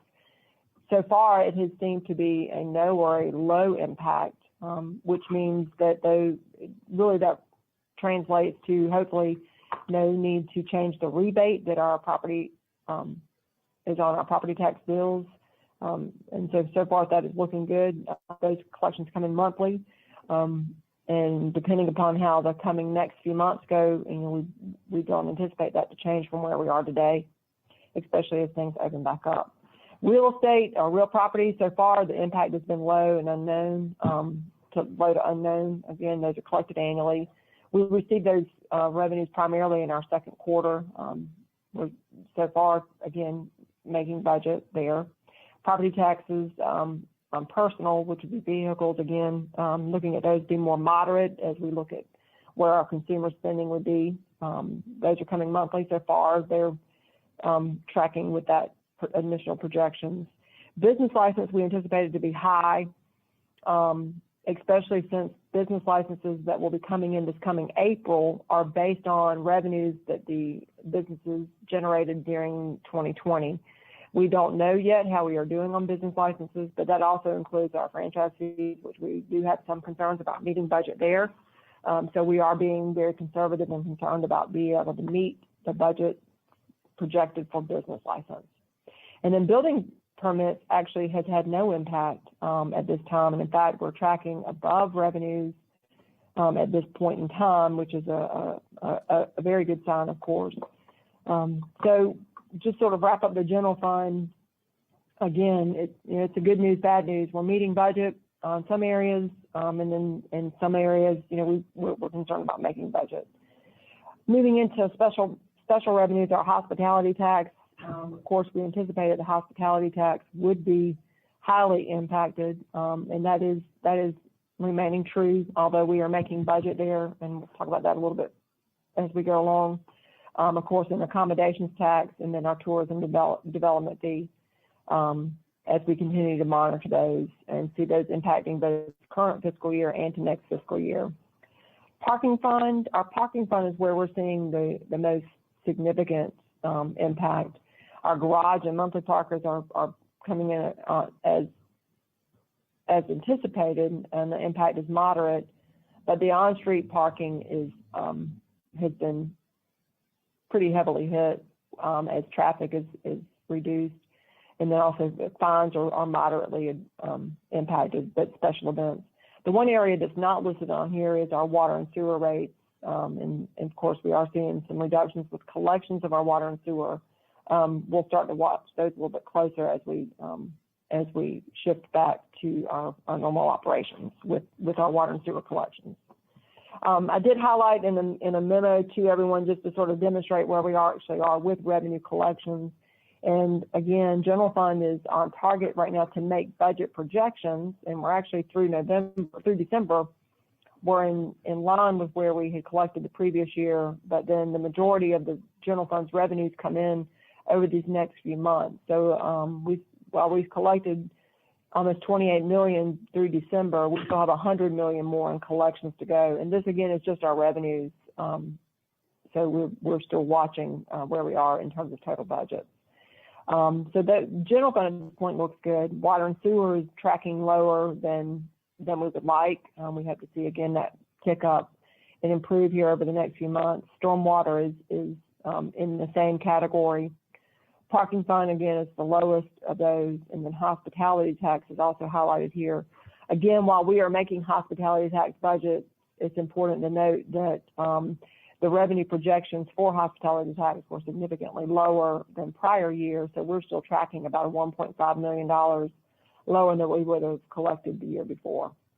So again, it's good news, bad news in the sense that we're making budget. It's just the underlying factor of that is that keeping in mind that budgets are lower than where they should be outside of this pandemic. So we're pleased that we're making budgets where we are projections wise, and that is a good sign and indication.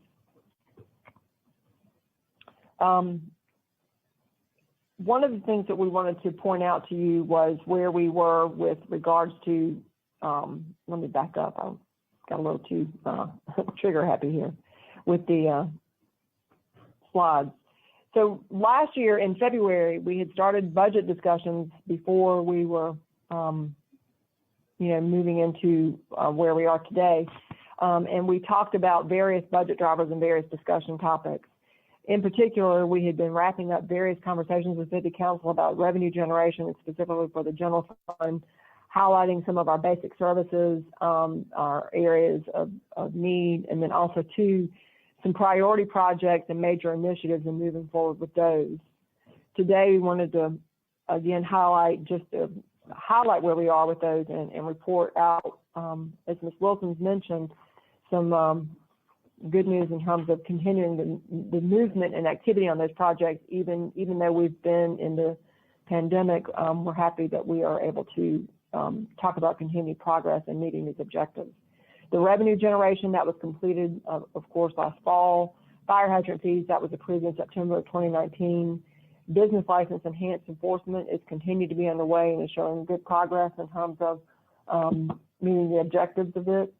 Negotiations with fee and certain entities, that one's really paused because of that is impacting conversation. The COVID situation is impacting that situation there, so we're paused on that one front today.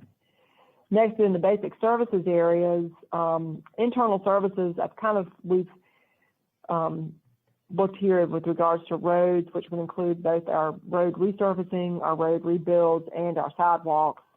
City facilities would include our park buildings and our primary city offices, but also our water and sewer infrastructure. And I've colored that a little bit with this kind of yellow or green, this lime colored here, because on our roads and rebuilds, we do have some needs there that still have to be addressed. With city facilities, we'll talk a little bit about, and you should have received information about the installment purchase revenue bonds and what's included there with regards to our facilities. And of course, water and sewer, as we continue to go ongoing, we'll bring the water and sewer proposed CIP in the coming months. For public safety, that's an ongoing area. We have addressed a couple of areas of need with regards to specifically the police department, with regards to recruitment and retention. Those areas were addressed some last year and several over the coming years, calling out specifically the citywide security camera system refresh. We're pleased to announce that actually is proceeding. We are moving forward with that project, and we'll be addressing hopefully bringing a contract to City Council for approval in coming months. Funding for that, again, coming from the IPRB for the first year startup and for the startup and the first year operations. There are other technology programs that are coming forward with regards to the police department. There's actually one on your agenda today that will help with our evidence area. Fire facilities, the Olympia Fire Station, which has been discussed for some time, is included in the CDBG Community Development Block Grant mitigation grants. That project is included there, so that fire station is will be replaced hopefully here in the coming that project will start in the next few months. Then the capital replacement program, as we've moved forward with our capital replacement for our rolling stock and our IT, we have, as we have finished out the last year that we issued a lease was in 2019 to 2020 fiscal year. as we've generated we've had savings from that year and several and some of the prior years. So you will see coming on your agenda in the next few weeks, hopefully some items that we're able to purchase with savings from that lease. And then in the budget coming up, we'll talk about proposed future lease and be able to restore and resume that program for our much needed rolling stock. That program includes our police cars, our fire trucks, our solid waste, garbage trucks, our park facilities. So these are critical needs in terms of operations of our departments. Next is the priority projects and major initiatives, and this is definitely an area of excitement as these are some pretty major initiatives that are poised to move forward. Bull Street is also included in the IPRB bond, as mentioned. Elmwood Park rehabilitation, it is paused as we continue to monitor the hospitality tax funding. So that one, we hope to be able to get that one back on track here in the coming year. The municipal complex has been purchased. It's included in the IPRB. The convention center expansion, Mr. Palin has shared with City Council some conversations with regards to just how that's ongoing with conversations with the developer. But otherwise, the city is really is just engaged in those conversations. The canal repair and the secondary water source, we are very excited about where we are with FEMA in terms of approving the obligation or agreement in terms of the cost to repair the canal. We also have submitted a grant to FEMA for a national competition grant. Previously was called the pre-disaster mitigation. It's now called the BRIC grant. It's a Building Resilient Infrastructure grant. That's a $32 million grant for a secondary water source for our canal. We're very excited we were able to submit that grant. We're looking forward to, in June, to hearing about that one. We hear a lot of good feedback about our proposal and about this project. So we're real excited that we'll start to see some movement on the canal here soon.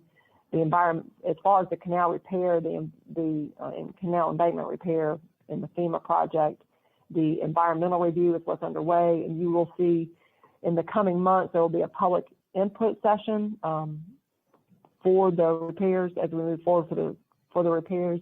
So we're real excited to be able to bring those conversations moving forward to you soon. The Community Development Block Grant, disaster recovery and mitigation, it is also underway. It's back on track.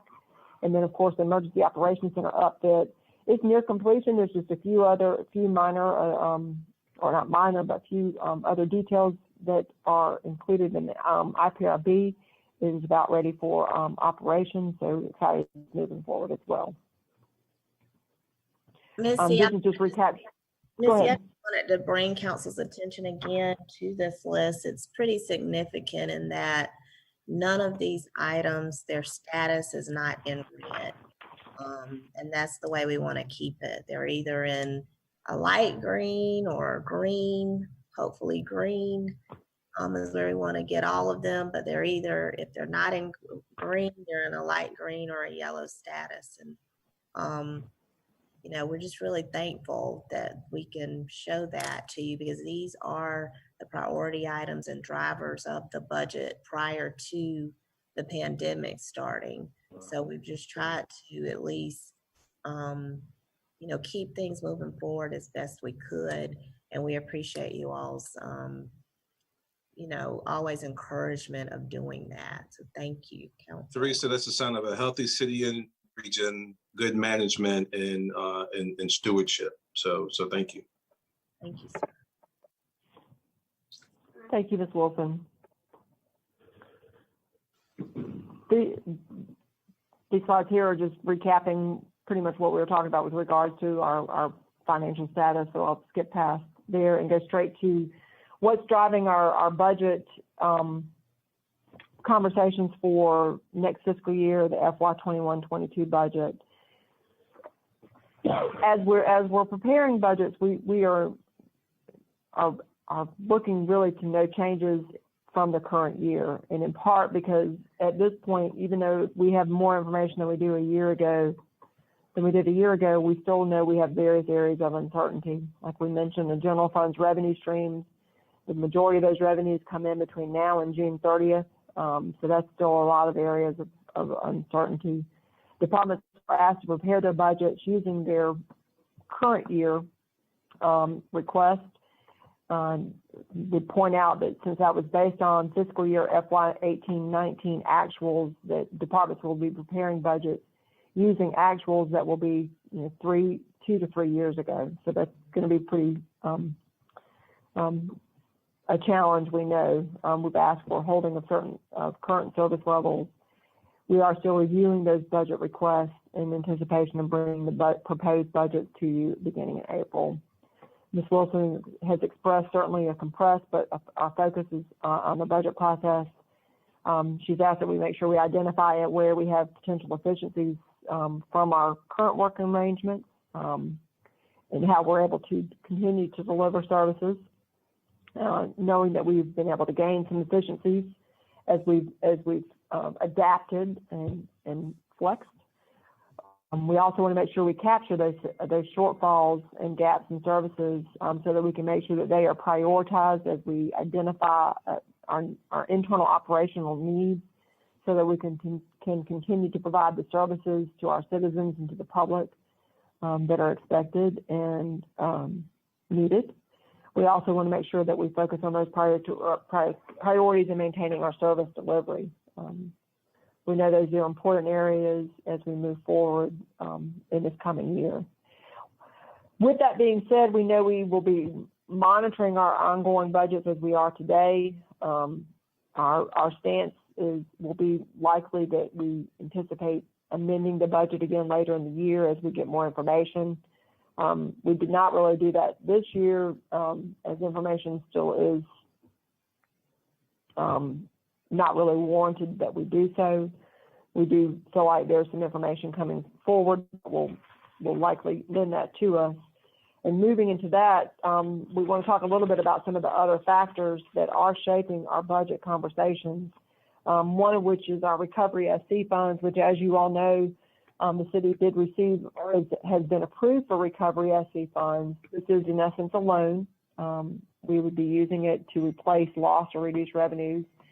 So since it is a loan that while is available to us as a protection if we needed to make our budget, we would be required to pay it back.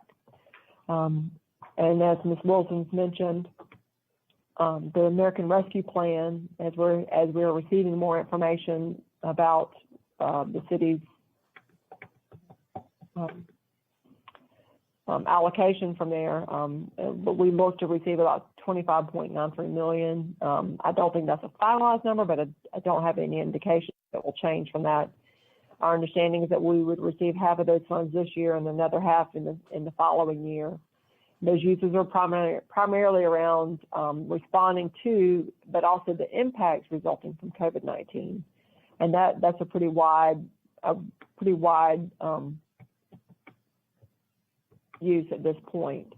We know that also, in addition to the city receiving allocations, there are other allocations that direct agencies are receiving to address certain areas. So we would want to make sure that that funding that we receive is put to its best use and to avoid duplication of efforts.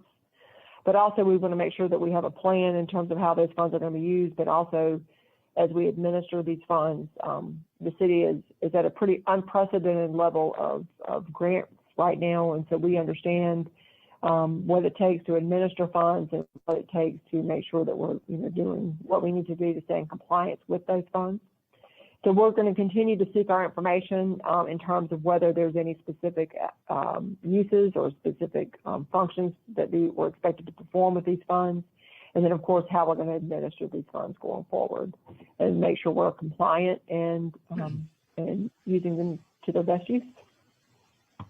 With that, if there's any questions or comments, I know that was kind of a breeze through, so I'm trying to keep us on track and schedule, but if you have any questions or comments, please. Any questions?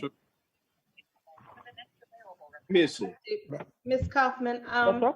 can you, so of course, this is going to be a tight year like last year, but I know that you guys have been working with the equity tool in the budgeting process. So can you explain like how that will work in you guys preparing something for us to consider over the next several weeks?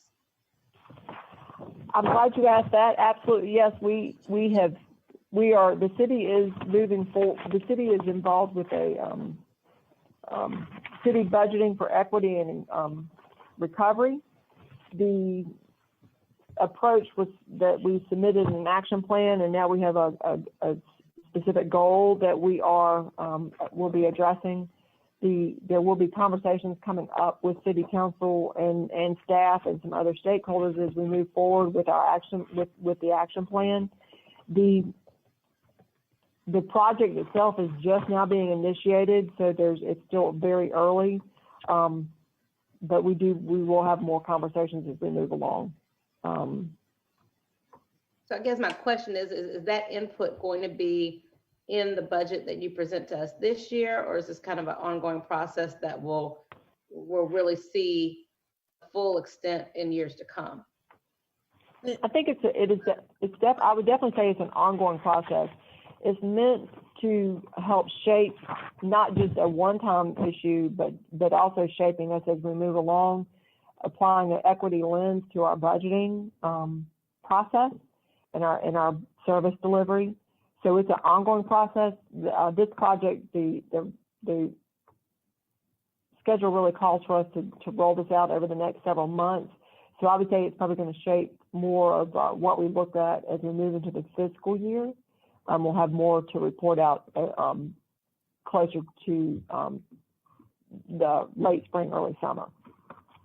Ms. Devine, I would add, and I'll encourage Missy. She spent a lot of time with the Bloomberg Foundation and others who have just been phenomenal about recognizing where cities are in this unprecedented time and providing the type of guidance and, seeking information from us too, as they work with all types of cities, all different sizes, and listening to the administrators and some of our perspective. For me, and I think what Missy referred to as a goal, we can share that at the next budget discussion, Missy, with a slide to maybe give some context.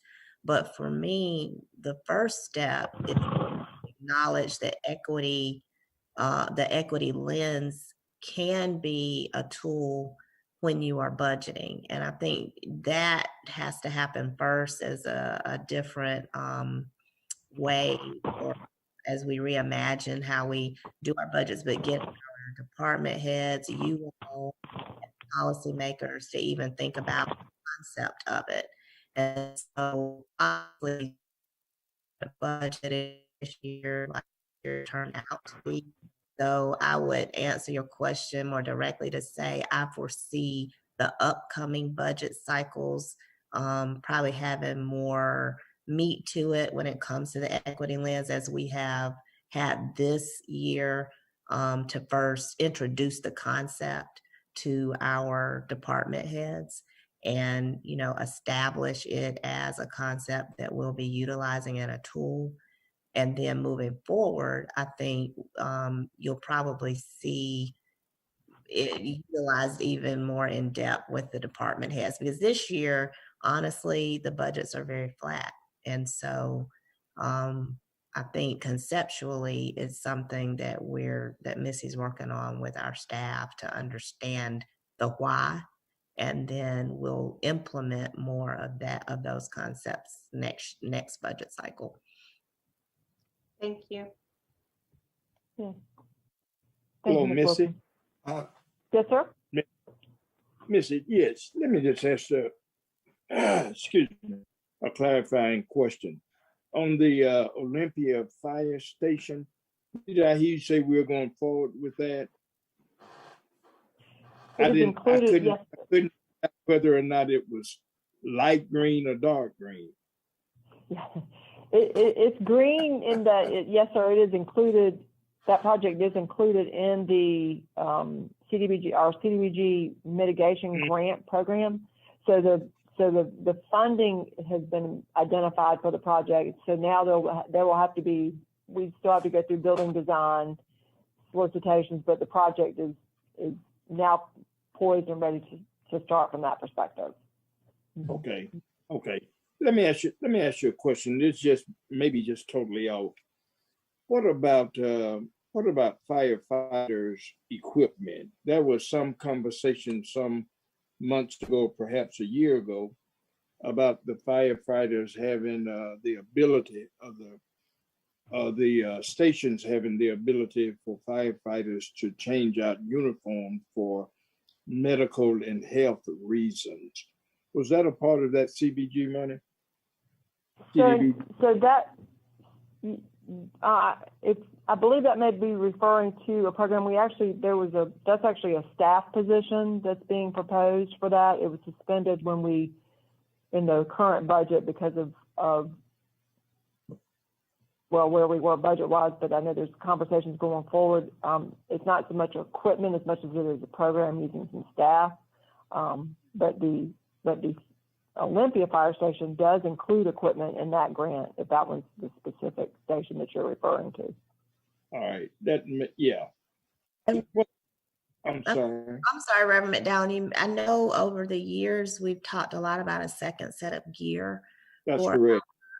Firefighters. I think that may be what Reverend McDowell's referring to, Missy, because we've had that conversation as well as with a lot of the legislation at the state and some of the health concerns of firefighters across the state and absolutely, yes, and making sure that they have a second set of gear to help prevent some of those health challenges as well. So I know Chief Jenkins is working with the county as well on his budget proposal on that side, and I'm going to work with him with the county administrator to see what opportunities there are in that regard. But Missy, I don't know if you have any other numbers on hand, but Reverend McDowell, we can look back at those numbers if you're interested in what that cost was. Yes, would you please? Yes. Thank sir. you. Yes, ma'am. Thank you. Mayor?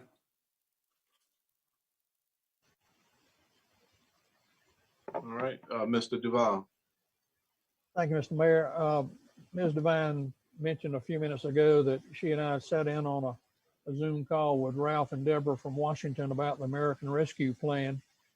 And besides the $26 million that is going to be a direct allocation to the city of Columbia, there are many, many other avenues of funds coming into local governments and available for us. And I would hope that the city manager will make sure that we have adequate staff that can manage these funds and look at them to fill some of the needs that we have. For instance, the conversation that Ed just had about firefighters, there's a specific bucket in there that deal with firefighters' health equipment. And it could be that we'll be able to get a second set of turnout gear there. I would also like for us to look at using some of the funds that we have coming to us in the $26 million and maybe from some other pots to do things like take the post office debt off of the city and pay for that, and maybe the Divine Street property also. Those are two prime pieces of property that we could use some of our new funds to help us reduce debt. But the basic thing here is that this American Rescue Plan is huge.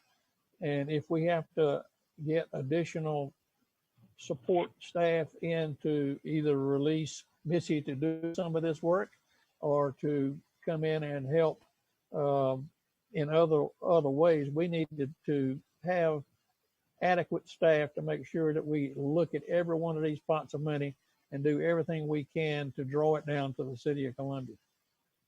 Yes, sir.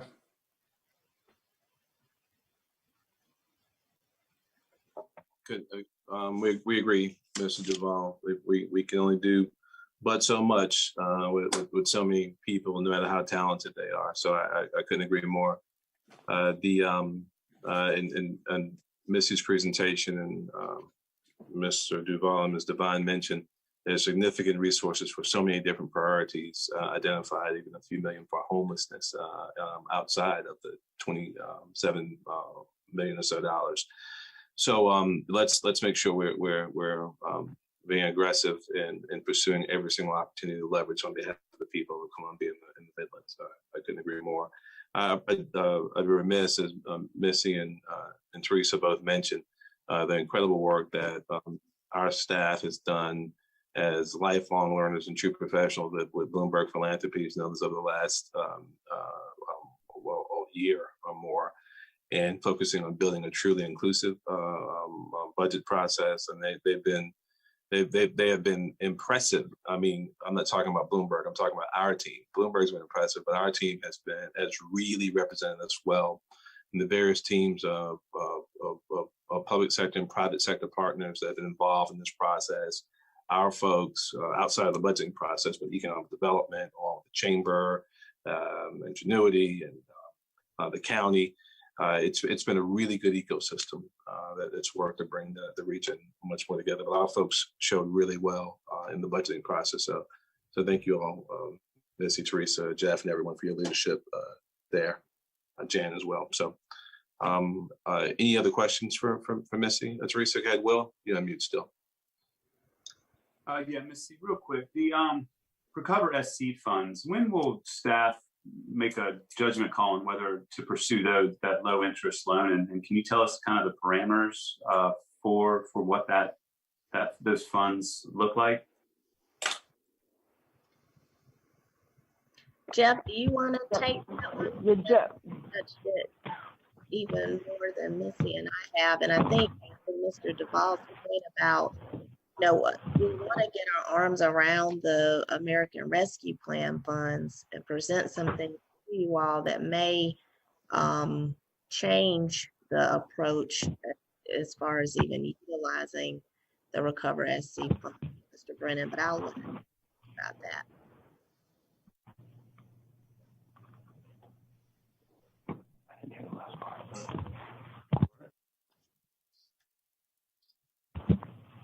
I'm sorry, was someone else going to say something? I was hoping Jeff was in the room. Oh, okay. I'm sorry. I was hobbling to the speaker. I've hurt my back. Sorry, I'm a little behind. I had to get old. So I know. OLD, it's a disease. So initially, our goal for the Recover SC funds was kind of our insurance policy for lost revenues. In fact, loss was one of the local option sales tax was one of the main purposes of it, because we didn't know how sales tax would come in. We wanted to have kind of a backstop, so we didn't have to change that formula this year, because that would have been kind of an indirect tax increase for all of our citizens and businesses. So we were looking to use it for that, potentially lost revenues to the parking system, potentially lost revenues to anything that could pop up. If it was anything COVID related, we would have the ability to replenish those funds. Now with the ARP, we believe we can utilize those funds to cover those same losses, and that will actually be we may be able to return the funds from Recover SC, and then we won't have 9.5 more years of repayment of principal and interest hitting the general fund. But all of that, we're working through, everything was just announced last week. So we'll be working through all of that over the next month. Over the next couple of weeks, so that we can bring that back to y'all with a plan. So have we out a Recover SC fund loan? Did he ask? Did you ask, have we utilized any? Have we utilized the Recover fund? Yeah, so the total amount was 10 million of the loan. So there was issuance costs of about 400,000, and then we have made one interest payment of, I think it's about 360,000. But other than that, we've used nothing. And ideally, we may be able to use the ARP funds to recoup our interest carrying costs along with the issuance costs and return the entire funds. And then there'll be no future effect over the next 9.5, 10 years on the general fund. So that will probably be the ideal situation. So Jeff, you may want to remind the council that it would have been on their agenda, which it was, to authorize us to move down that path. Right. The funding is there. We're trying to not dip into it. We don't have. Understood. Thank you. Yes, sir. Yeah. Well, thank you. Thank you for being nimble. And, it's good. All right. And Mayor, I would just encourage council, if you have any questions, you of course already approved the IPRB bond issuance, but that memo you have lays out the various projects, and we're pretty excited about getting some of those things done. And A lot of our needs. sure. And as everyone kind of digs into all the different opportunities that might exist in the American Rescue Plan, I wouldn't rule out the possibility of you all would need of a transportation or infrastructure bill also being in the wings. So let's remain vigilant on being prepared for any opportunities that might exist there as well. We're going to continue moving forward with all the other efforts. As I told Ways and Means Subcommittee last week, we see this as a repatriation of funds. We're not going to DC asking for resources. We're asking for resources to come back to the people who send it up to DC every April 15th. And we're unashamed of asking for it. So, but thanks for the solid public administration leadership. Yes, sir. And I hope you all are comfortable with the proposed budget schedule. Obviously, the alternate can work as well, but if we can wrap it up in May, is that okay? I think it's a good thing. I think we got more than enough to say grace over. So that's good. Thank you, sir. With that, we can move to your consent agenda items 7 through 13 and asking for your consideration. Is there a motion? So moved. There's a second. Second. Discussion? Ms. Devine. I just wondered, I know we had previously talked about number 8. You were going to see whether or not there was a role for Optus Bank. Have we been able to look at that? Yeah, I'm not sure if I connected the dots there or if some of our staff did or not. It's been so long, Tamika. But believe me, I speak to Dom almost a few times every week. They got enough to say grace over right now. They're doing excellent work with Disa and others on PPP and so many other things. But I can't remember, quite frankly, the answer to that. So I apologize. That was it. I would just say, for the record, I am very supportive of 8, and I'm glad to vote for it. I do think that this is just a step in the right direction as far as financial empowerment and economic mobility, not just for our staff, but for our citizens. So I would love to see how we do this program and how we can model this for others. Amen. Move the previous question, clerk, call the roll. Mr. Vernon, Yes. Mr. Rickerman, Aye. Mr. McDowell, No, mute Ed. Yes. Mr. Duval, Aye. Mr. Vine, Aye. Mr. Davis, Aye. Mayor Benjamin. Aye, thank you. At this time, Mayor Benjamin, I think we're going to hold the event resolutions items 14 through Yes, ma'am. 19, yes, sir, and move into our public hearing and first reading for zoning and planning matters, and Ms. Hampton will assist.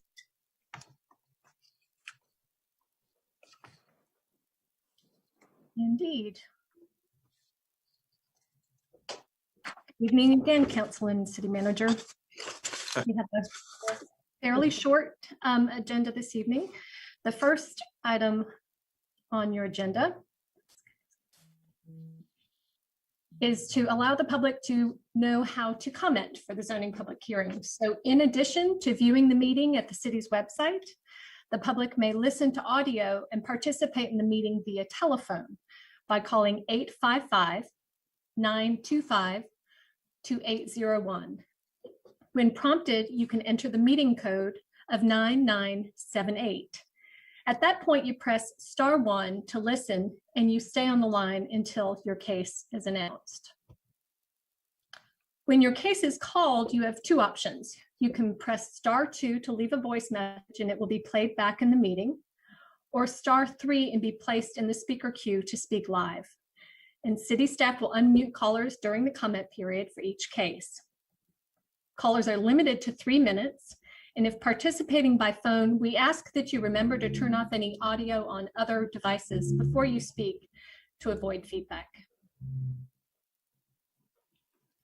So your first case is an annexation with a future land use map and zoning map amendments at 0.418 acres on the south side of Mabron Road.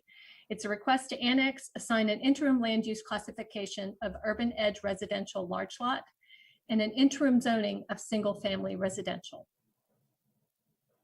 It's a small donut hole.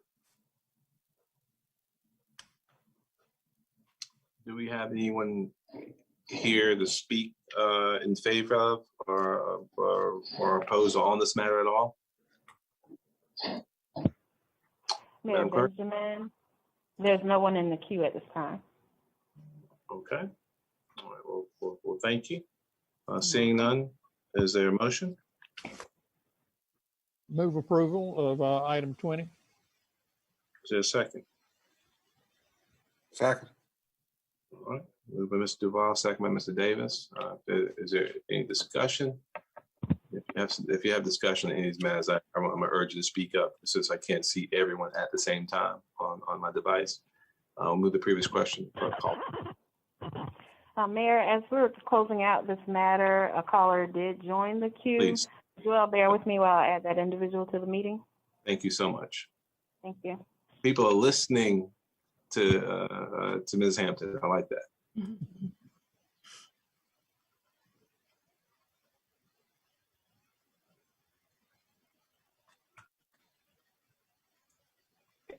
Hello? Hello. Hey, yes, I think I jumped ahead. I'm actually item number 21 on the agenda. All right, well, Okay. we'll sit tight. We'll be with you in a second. All right.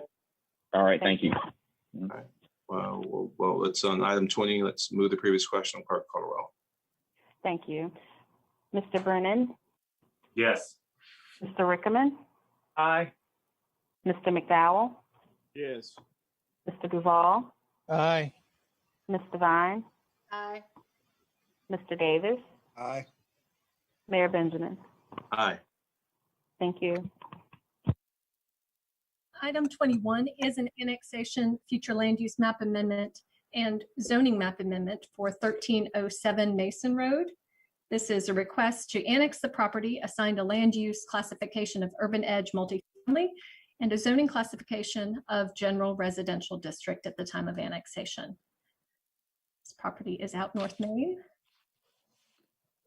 near 20.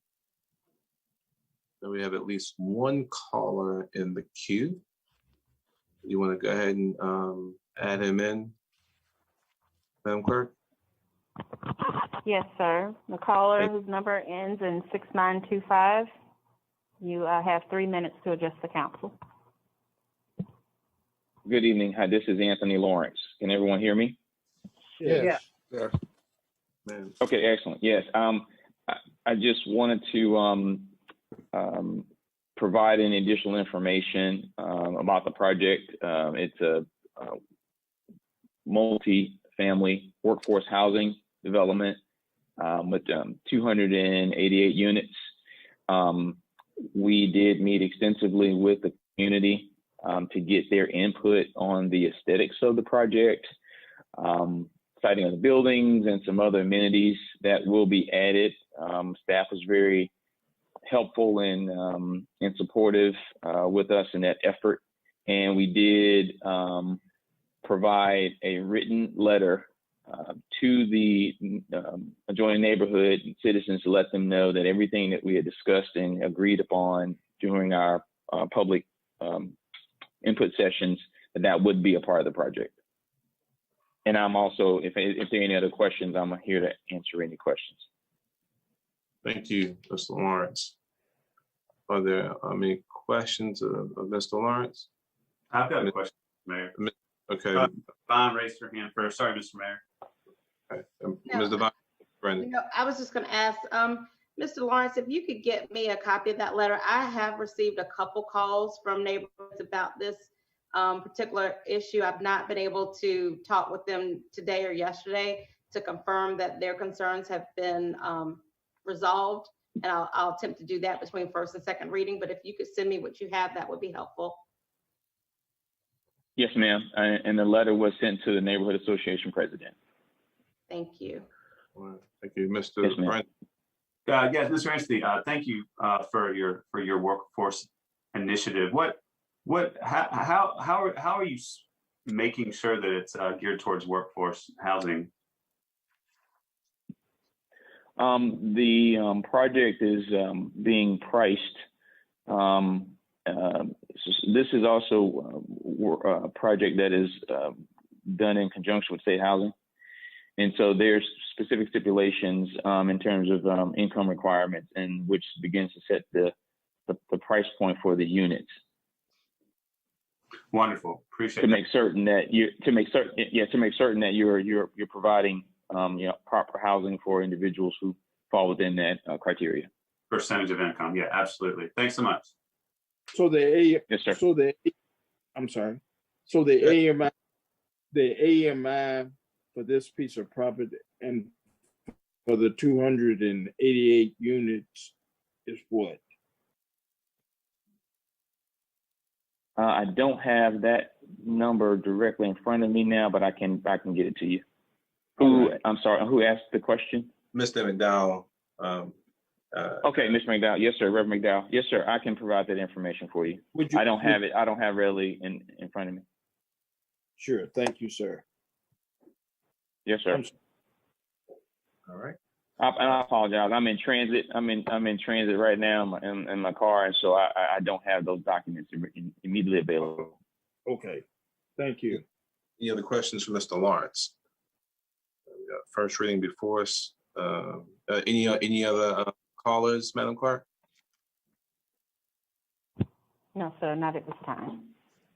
That is an achievement in and of itself, Mr. Lawrence. A lot of hard work there. Yes, sir. Move approval. Is there a second? Second. Further discussion? We'll move the previous question. Clerk, call the roll. Mr. Brennan, Yes. Mr. Rickerman, Aye. Mr. McDowell, Yes. Mr. Duval, Aye. Mr. Vaughn, Aye. Mr. Davis, Aye. Mayor Benjamin. Aye. Thank you. Welcome. Item 22 is a comprehensive plan future land use amendment for 446 Clemson Road and 446 Clemson Road Extension. It's a request to amend the plan to modify the land use from Urban Edge Multifamily to Urban Edge Regional Activity Center east of Clemson Road and to Urban Edge Mixed Residential west of Clemson Road. And as we were evaluating the next case at number 23, which is a rezoning request, we identified that the current land use did not match up with both the rezoning and the conditions on the ground. So we proposed to make this change to align with that. Do we have any calls in the queue, Madam Clerk? No, sir. All right. Move. There a second? Second. Any discussion? We'll move the previous question. Clerk, call the roll. Mr. Brennan, Yes. Mr. Rickerman, Aye. Mr. McDowell, Yes. Mr. Duval, Aye. Mr. Vaughn, Aye. Mr. Davis, Aye. Mayor Benjamin. Aye. A portion of that property, the property at 446 Clemson Road, extension is being proposed for a map amendment to rezone the parcel from office and institutional and general residential and general commercial to all general commercial.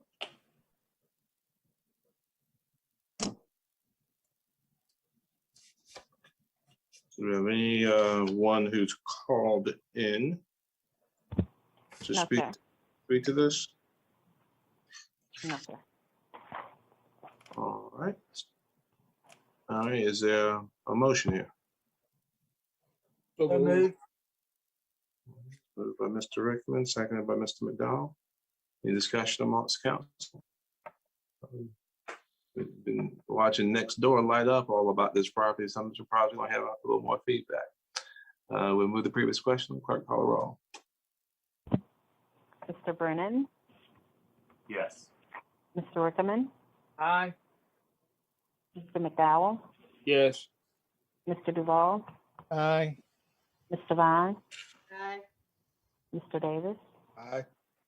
Mayor Benjamin. Aye. Thank you.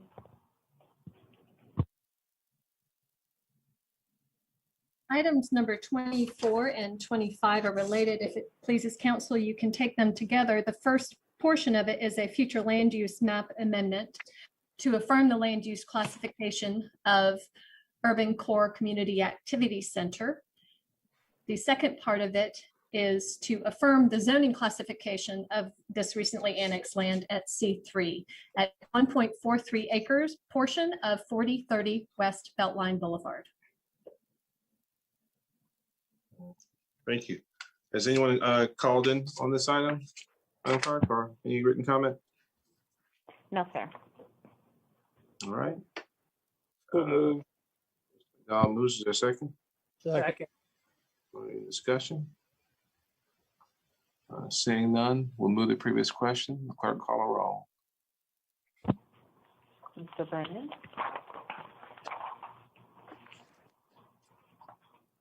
Mr. Brennan, Yes. Mr. Rickerman, Mr. McDowell, Yes.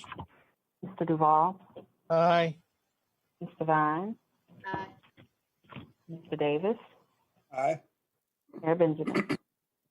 I would like, if you wouldn't mind going back back to that picture. I just think it's pretty cool looking at that green roof and the adaptively reused property there. The amazing work that our team did in executing the other picture was even better. You can get a better look at what happened at the old guess it was at old Newsom dealership. Amazing LEED Gold certified building. It's impressive. I'll leave it at that. So thanks to our team for executing so well. And I vote aye. Let's go on. Thank you. Similarly, 26 and 27 may be taken together if you choose. 26 is a comprehensive map amendment for recently annexed property at 1215 Shop Road to affirm the land use classification of industrial. And 27 is to confirm the zoning of light industrial for the property. All right. Is anyone, Madam Clerk, called in to speak on this matter? No, sir, not at this time. Move for approval. Is there a second? Second. Is there any discussion? Seeing none, we'll move to the previous question. The clerk, call a roll. Mr. Brennan? Yes. Mr. Rickerman? Aye. Mr. McDowell? Yes. Mr. Duval? Aye. Mr. Vine? Aye. Mr. Davis? Aye. Mayor Benjamin. Aye. Thank you. Saving the best for last is a text amendment to amend the Code of Ordinances, revising the effective date from March 30th, 2021 to August 30th of 2021. Has anyone called in to speak in favor of or against? No, sir, not at this time. Mr. McDowell has moved approval. Is there a second? Second. All right, moved and seconded. Any discussion? Any further discussion? All right, we'll move to the previous question. And again, thanks to staff. for their hard work and patience and focus on inclusion. We'll move the previous question, clerk call the roll. Mr. Brennan, Yes. Mr. Rickerman, Aye. Mr. McDowell, Yes. Mr. Duval, Aye. Mr. Vine, Aye. Mr. Davis, Aye. Mayor Benjamin. Aye. Thank you. That concludes your zoning public hearing. Super. Thank you. Madam City Manager. And you're on mute. Yes, sir. Sorry about that. Moving into a period of resolutions, item 29, resolution number R 2021-009, amending the Commercial Non-Discrimination and Columbia Disadvantaged Business Enterprise Cdbe utilization policy into the City of Columbia procurement regulations. Move approval. Is there a second? Second. Any discussion? Thank staff for the hard work on this. Move the previous question, clerk call roll. Mayor, I just would like to note that the last revised date of this resolution is being changed to March 12th, 2021. Thank you, ma'am. You're welcome. Mr. Brennan, Yes. Mr. Rickerman, Aye. Mr. McDowell, Yes. Mr. Duval, Aye. Mr. Vine, Aye. Mr. Davis, Aye. Mayor Benjamin. Aye. Thank you. Thank you.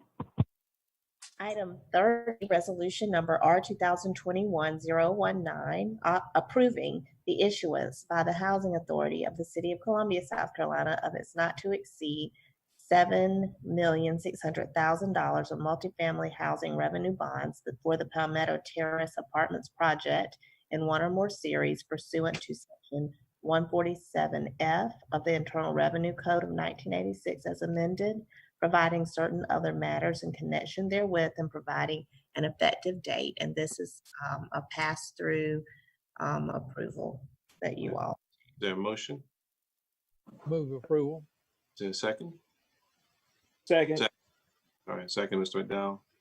Any discussion? Ms. Devine. I think there's a lot of confusion regarding what, why we issue these bonds, and then what's going to happen as far as the improvements to Palmetto Terrace. I will reach out to Ms. Matthews, but I've been talking to a few folks in the community, and I think they don't quite understand. And so I just want to make sure that we have an opportunity to connect the residents, because this is a resolution. So once we pass it, it's done, right? There's no. Yes, ma'am. And we are not issuing the bonds, not right. It comes through state housing, but we do the resolution. Once we pass the resolution, we're out of this. That's correct? Yes. Right. Yes, So I do know there's just been some concerns. I'm not sure if Councilman McDowell has received the same calls I have, but I think that it's incumbent upon us to make sure that the community is aware of the process, so that they don't feel like this is a city responsibility, and therefore the city has obligations to do the rehab or monitor the rehab. No, ma'am, we do not. And ACM Gentry and Director Saeed have worked with the attorneys for the developer. Missy, did you all have any other clarification? Because I know they had asked us actually to sign some additional documentation, which we declined doing that because it really wasn't necessary with the resolution. But right, Ms. Wilson, I'll just say in the packet there is information from the Housing Authority as to the nature of the project and the project budget. But as you said, this is not the city issuing any bonds. This is the Housing Authority. And by virtue of the project being located within the City of Columbia limits, we are required to show support before they can issue the bonds. There was a public hearing held by the Housing Authority on March 4th, at which time the public had an opportunity to speak to the project. So that is included as Exhibit 8 of the resolution being passed, Exhibit A, I'm sorry, of the resolution being passed. This is very unique. I know of a few occasions where we've done this. I will tell you, it seems to, the Housing Authority's current management are looking to partner with private developers more frequently than we've seen in the past. So this is likely the first of many projects that will be coming through this process. Thank you, Missy. Well, I think it's just a matter of clarifying what the CHA is going to do and what the where the dollars are coming from. We've got, as Ms. Devine said, we've got the same number of calls to come in asking about that project. So I think we're on target in terms of making sure we get that information out. Thank you. Is there anything else that either of you need from me or the staff, Ms. Devine, Reverend McDowell? Or you will address the questions to Ms. Matthews? Yeah, I'm sorry, go ahead, Ms. I'm sorry, go ahead. Go ahead. I was just gonna say, yeah, I think it's best to direct them to Ms. Matthews and make sure that our role is perceived as being a facilitator, but limited. I just wanted to raise that because I know as late as yesterday, I received something on this and I've just not had an opportunity to respond to the person who called me yesterday, but I wanted to make sure since we were passing it today, that the concern was at least placed on the record. Yes, ma'am. Yes, ma'am. Thank you. Thank you. All right. And so several appointments, Mayor Benjamin. Excuse me. Did we vote, by the way? Oh, I'm sorry, Mr. Rickman. No, sir, we need to call the roll. To vote first. Yes, sir. Yeah. My apologies. That's okay. With the previous question, clerk call the roll. Mr. Brennan, Yes. Mr. Rickman, Aye. Mr. McDowell, Yes, ma'am. Yes. Mr. Duval, Aye. Ms. Devine, Aye. Mr. Davis. So he may no longer be a part of the meeting. Mayor Benjamin? Aye. Thank you. Mr. Mayor, I have to excuse myself for about 10 minutes to handle something. I'd, if all possible, if y'all could hold on to 32 and 33 till I return, if at all possible. All right, sounds good. We will. Thank you. All right. Thanks. And someone, Mr. Davis is here. All right. But I vote aye. Let's keep it moving. Thank you. Okay, Mayor Benjamin, I'm sure Ms. Jenkins is on. I think this might be her last meeting as Ms. Jenkins. I'm gonna throw that out there. It is. So we're excited and wishing you the best, Ashley. Thank you, Mr. About your wedding date.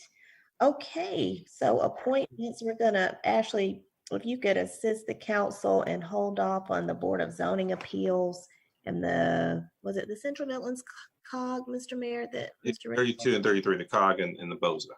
All right. Mm-hmm. And so CPAC. Absolutely. So currently their membership is down. They only have 10 individuals serving, and so council is able to appoint up to 7 appointees from a list of applicants if they so choose. Ashley, can I ask you, looking at this, I also saw that you still have Bart Walrath on there. I received an email from him saying that he was going to be resigning. Did anyone else receive that? That's correct. Okay. That's correct. Well, so I'll make sure to mark him out, but that does not change the number of vacancies listed because I received the number of vacancies from Rachel and also Krista. I believe Rachel regarding BPAC. I think she's the person that's over BPAC. So the number, yes, ma'am, I will make that update. But the vacancy number is correct because they've sent me several emails letting me know how many people have resigned, and quite a different people resigning at the same time. So I will make that change. Do we have some nominations? I had, and I'm not sure how we wanted to do this, Mr. Mayor, since there's 7. I know, looking at the makeup, there were 2 that I was interested in appointing. They are both residents of District 1. I would like to move the appointment of Mary Scott Chancey and Jennifer Leapart. Chancey Leapart. Any other nominations?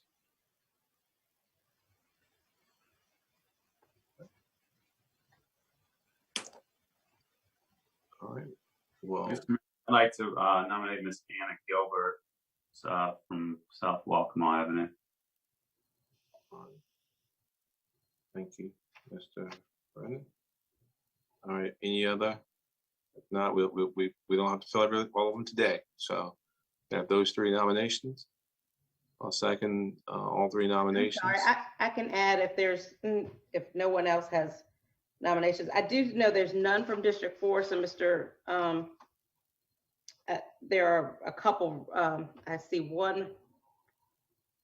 I think I see 2 applicants from District 4. I don't know if we want to wait for Mr. Rickaman, but that's someone. But I do see no diversity. I forgot Carmen Latimer. And I'd like to see her appointed as well. Mr. Mayor, I'm very intrigued that there is an assistant traffic design engineer from SCDOT that is interested in being on this. Yeah, I forgot him. I would love to nominate Mr. Douglas Giovanetti, office in District 2, home in District 3. Actually, Douglas has emailed us before. I missed that one. He would be great. So those 5 nominations have been advanced. Well, if no one wants to wait, if Mr. Rickman doesn't want us to wait, can we do Mr. Zach Kavanaugh and Derek Davis?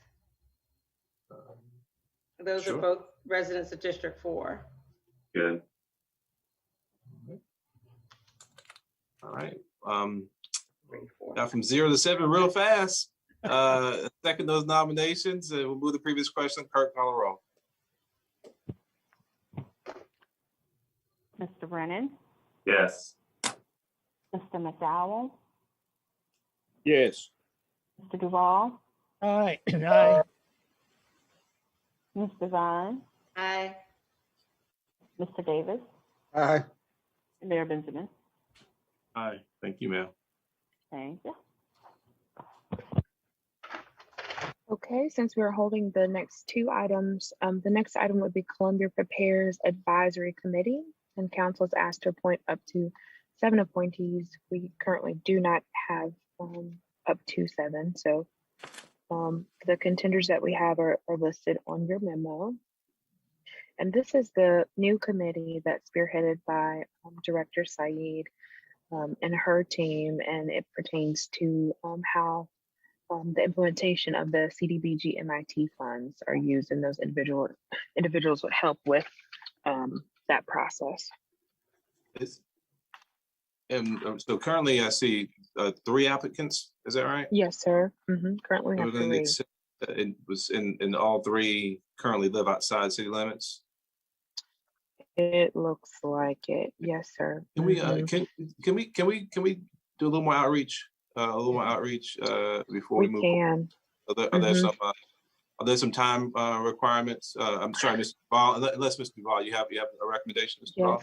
Yes. No, I just had a question. I was away from the computer when you skipped over item 33 for Central Midlands, and I had a nomination for Central Midlands. No. Daniel asked if we'd hold those 2 until he came back. So we did not act on 32 or 33. Okay. So hopefully he gets back post haste, and we'll take those up. All right. Can we move to defer that until we have some other applicants, Mr. Mayor? On number 34? Number 34, yes. Yeah. So we've been advertising these vacancies for about a month or 2. And Dr. Saeed hopes to have things in place by the end of the month, by the 31st.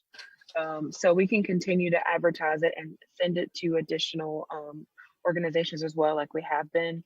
We would also like recommendations as well, if you all have any. Yeah, we'll have to step up a little bit more aggressively there. This is of course a relatively new endeavor as well, and get Gloria some names. I'll commit to getting some names, Ashley. Let's just put it on the next agenda, but let's put it back out for another week at least. Yes, sir. Give us some time to get you some more names. Okay. Yes, sir. Thank you. All right, so we're deferring 34. It's going back to 32.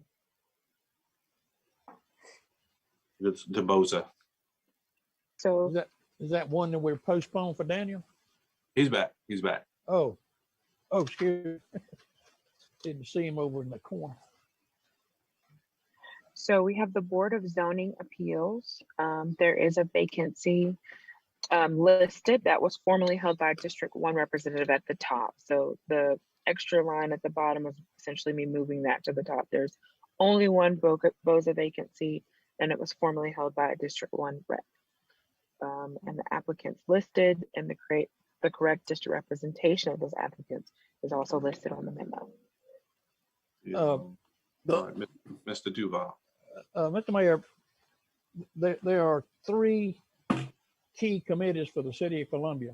One of them is Boza, DDRC, and the Planning Commission. And I don't think we should allow people who are on Boza or DDRC to live outside the city limits. That those 2 organizations, commissions, do not get appeal to the City Council, so we can correct something like the Planning Commission does. And if you look at the list of people that we have as applicants for the Boza people, there's only one that I think either doesn't lives in the city or doesn't have a conflict of interest. We have the lobbyists for the Home Builders Association trying to get on Boza. We were 3 of us were on a Zoom call with a neighborhood on Sunday, and the senator from our city criticized the city for appointing people to these key commissions that are obviously biased towards developers. And the only one that I can see on the applicants here is Mr. James, who lives on Yale Avenue and works for the as an assistant attorney general. And so if apartment and you rent it out in your back house, you're okay, but you're not okay if you're in the business of what we're asking for. I guess I'm confused at what the accusation is. Accusation is they're in the pockets of developers and builders, and they don't have any appreciation for protecting the neighborhoods. And I think all of us, when we get on the campaign trail, go in there and say the City of Columbia is a city of neighborhoods, and then we don't back that up by giving them support on these key commissions, Boza and DDRC particular.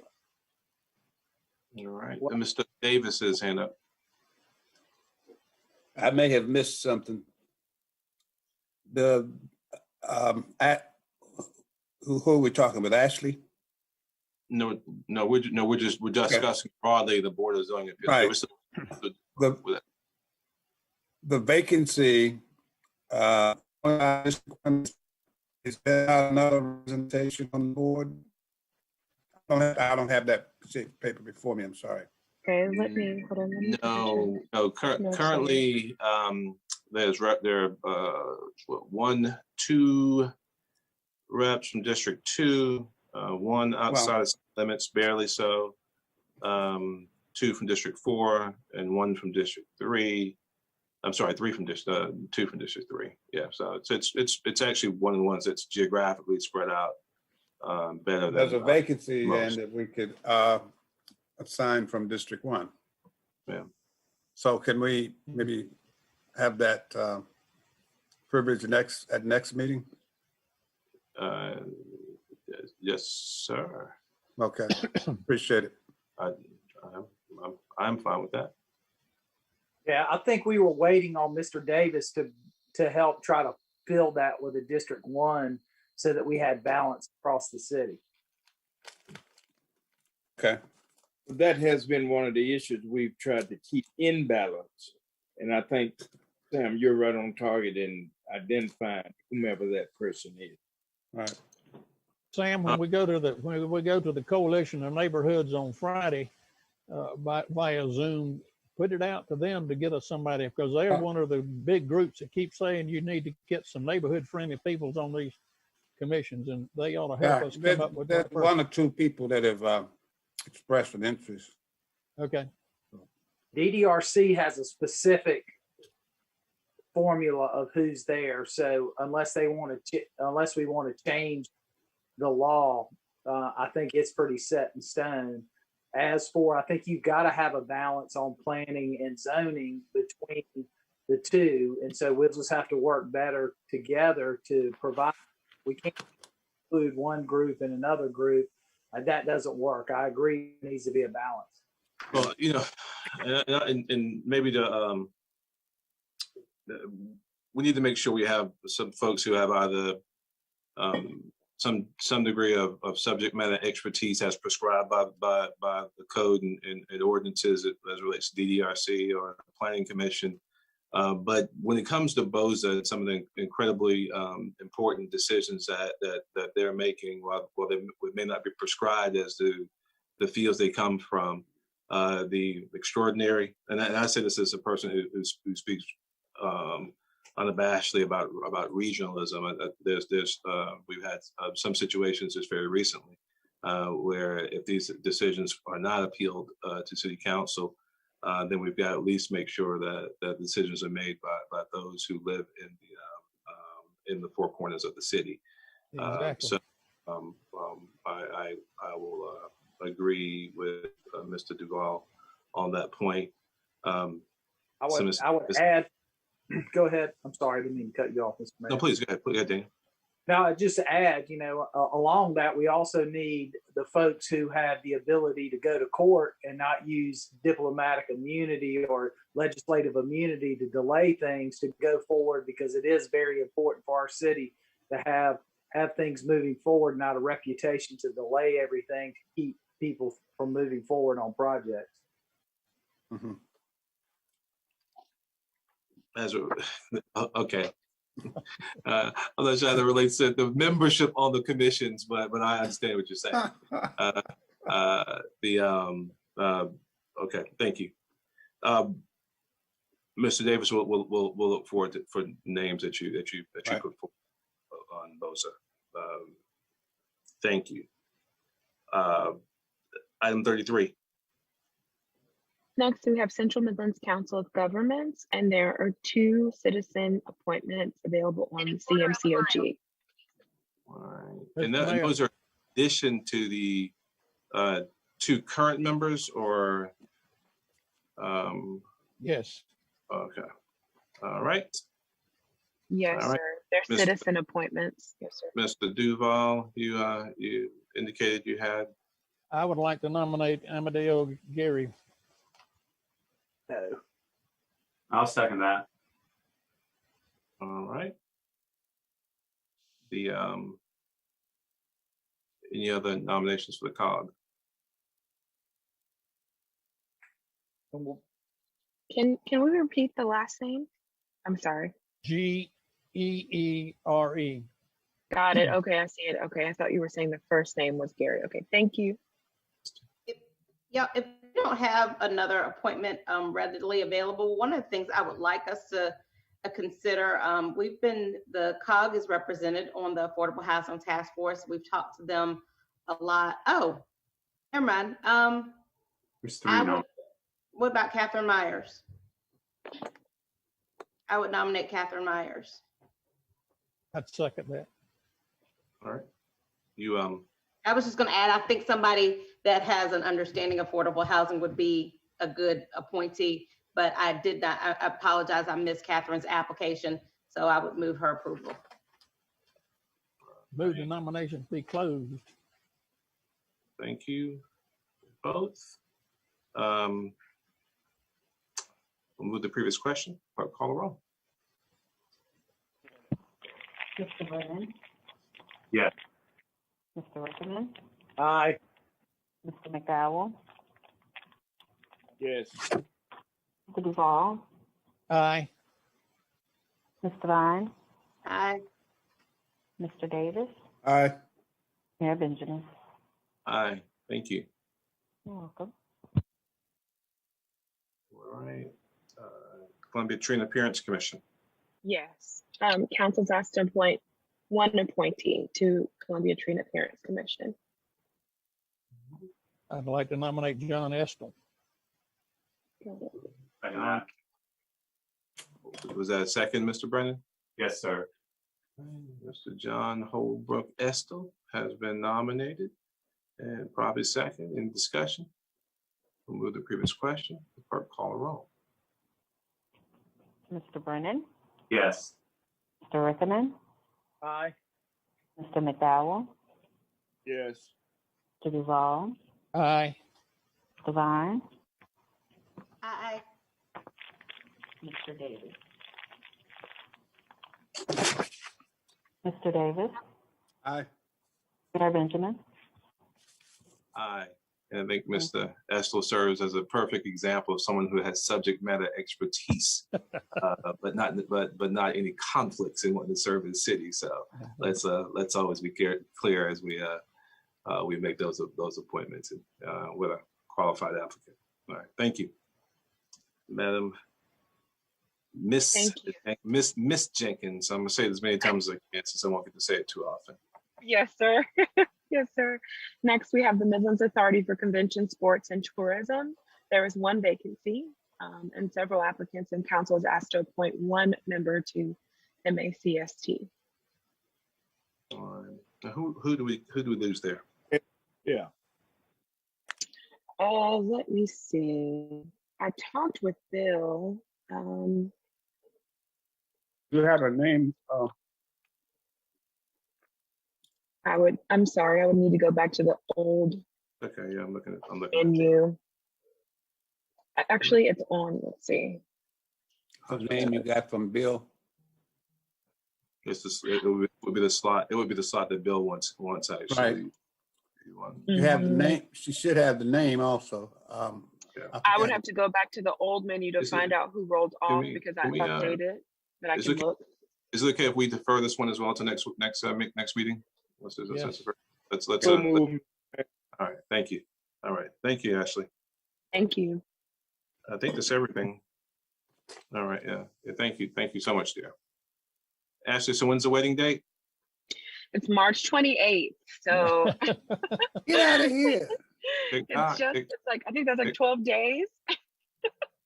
TikTok, all right. Yes, I'm excited. Telling all your Ashley. What did you say, Miss Teresa? Nothing. I'm just laughing at Benjamin sharing your news. Oh, I know. Oh, I'm sorry. You started it, Teresa. I did. I didn't say anything, but I did. She's happy, so tell the world, please. That's kept secret. So we're getting married on March 28th at a local venue here in Columbia. The wedding and the reception will be there. We're so excited. Everyone's invited. Everyone listening is invited, right? Oh, yeah, no, not quite. We'll have to talk to my parents about that. But we're excited, and I've known him since I was 9 years old. So that's a fun fact. Wow. I thought everybody was invited. I think we both went from her dad's a good list to bad list that fast. I know, right? You're welcome to donate to the wedding dowry. Exactly. Right. Exactly. We're happy for you, Ashley. Absolutely. Thank you all so much. Excited. Thank you. All right. Thank you. Good deal. Okay, well, thank you. And with that, we have several committee referrals, reports actually, Mayor Benjamin, maybe some referrals. Okay. Mr. McDowell, Administrative Policy Committee. Thank you. Thank you, Mr. Mayor. Madam City Manager, the Administrative Policy Committee met February 25th. And of course, during that meeting, of course, Sam Davis, Howard Duvall, and myself, in addition to Robert Hughes and Chandler Cox, representing the Hughes Development Co-op. We had a lively conversation about renaming the park at Bull Street. As you know, Dr. Donaldson and Robin Waits has done an extensive job in putting together a list of names, somewhere between 15 and 17 names, African Americans, who contributed greatly to Bull Street. And of course, out of that came some real conversation about what were the next steps. Of course, we mutually agreed that Dr. Donaldson and Robin would look at the 15 to 17 names, and out of that, we vet 3 names, and of course have had conversation with Robert about perhaps the possibility of looking at 3 names, identifying just those names that have been vetted, and of course, coming up with 3 names to do a deeper dive into those 3 names, and of course, perhaps taking the additional names and putting them into the park that would represent naming places, streets, and that sort of thing. We're waiting for them to do that. Henry Simon has been very helpful in, of course, making this reality come alive and to making this park come alive. We had to distinguish in our conversation whether we were looking at a park, a public park, or a developer's park. We sort of agreed upon that this was a a public park that would do a name that would describe the African American contributions within the city. We have not set another meeting date yet, but of course, we'll get with Dr. Donaldson if that has not already started, and we will bring this to bring it to council for a decision. Awesome. That's where we are. Thank you, Mr. McDowell. Thank you for that report. Thank you, and thank you and the committee and everyone else, and certainly Henry working with everyone to get us up this far. All right. The Affordable Housing Task Force, Ms. Devine. Thank you, Mr. Mayor. My report out won't be long, just that we did meet. Our March meeting was March 9th.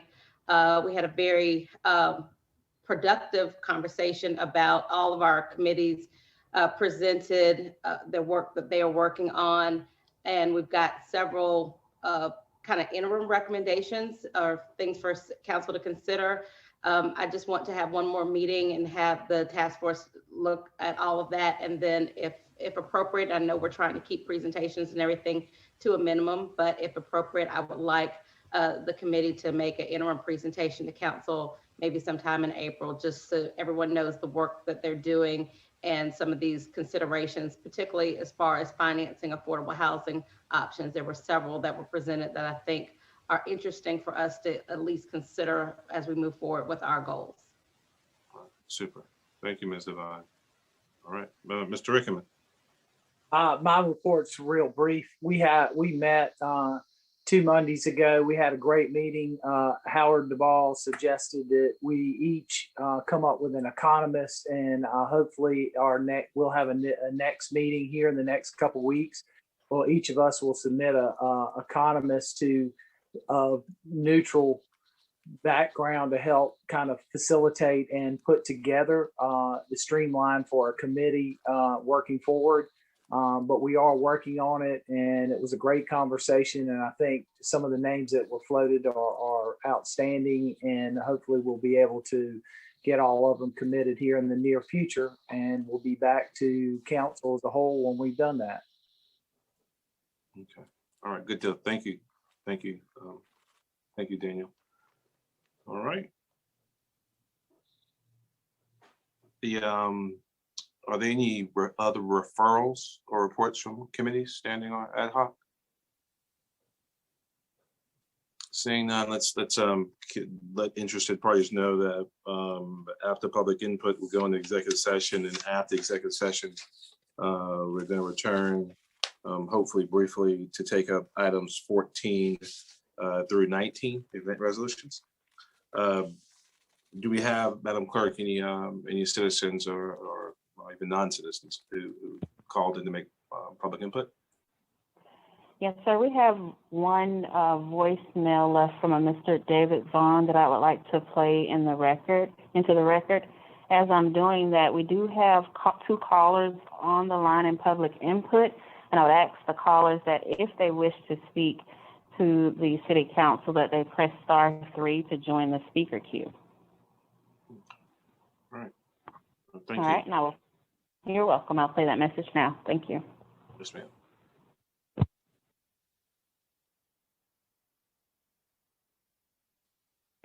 Hello? Hey, yes, I think I'm. Yes, this is David Vaughn, and I live in Columbia. And I was going to speak today, but I think I can just do the same by making this voice message to you. Just wanted to let you know, as far as the COVID part of your meeting and mask mandate, that I and a group called Freedom from Mask would, and there's quite a few people from the Columbia area, I'd say 300 to 500, that are against mask mandates, and I would continue to urge council to lift those mandates as soon as possible. And I was watching part of the meeting today, and it looks like you're headed in that direction, so I commend you on that. And would also ask council in your COVID research that you're doing to also include some doctors who are against mask mandates into your input. I think that would be good, instead of just having the DHEC and the CDC, because sometimes their figures are not accurate, quite frankly. So, and in your future deliberations on the mask mandates, I would recommend that you, the only thing I would be concerned with, and our group too, is to give us the choice to wear a mask or not. This thing should not be mandated, particularly when the governor has lifted the mandates for the state, and we're not in an emergency situation. So thank you for your concerns and your work. We appreciate your efforts, and I'm signing off. Thank you. David Vaughn. Okay. At this time, no other callers have joined the queue. Super. Thank you very much, and thank you, Mr. Vaughn. Mr. Duval. Mr. Mayor, I make a motion we go into executive session for receipt of legal advice related to matters covered by attorney-client privilege pursuant to SC Code 30-4-70A2 COVID-19, receipt of legal advice related to a pending, threatened, or potential claim pursuant to 30-4-70A, Judith Mayer versus City of Columbia, American Scrap Iron and Metal LLC. Discussion of negotiations and proposed contractual arrangements pursuant to 30-4-70A2, Owens Field Park and stormwater fees, Columbia Richland 911 communications. Thank you. Is there a second? Second. Any discussion? We'll move to the previous question. The clerk will call roll. Mr. Brennan? Yes. Sorry, Mr. McDowell? Do we not include the 14 through 19? No, we're going to talk about that. They would be. Thanks for clarifying that. Those would be covered under COVID. Under COVID. All right. Thank you. Thank you, sir. Thank you for the clarification. Okay. Mr. Brennan? Yeah. Mr. Rickman? Aye. Mr. McDowell? Yes. Mr. Duval? Aye. Devine? Aye. Aye. Mr. Davis? Aye. Mayor Benjamin? Aye. Thank you, ma'am, and thank you to everyone who's joined us for today's meeting.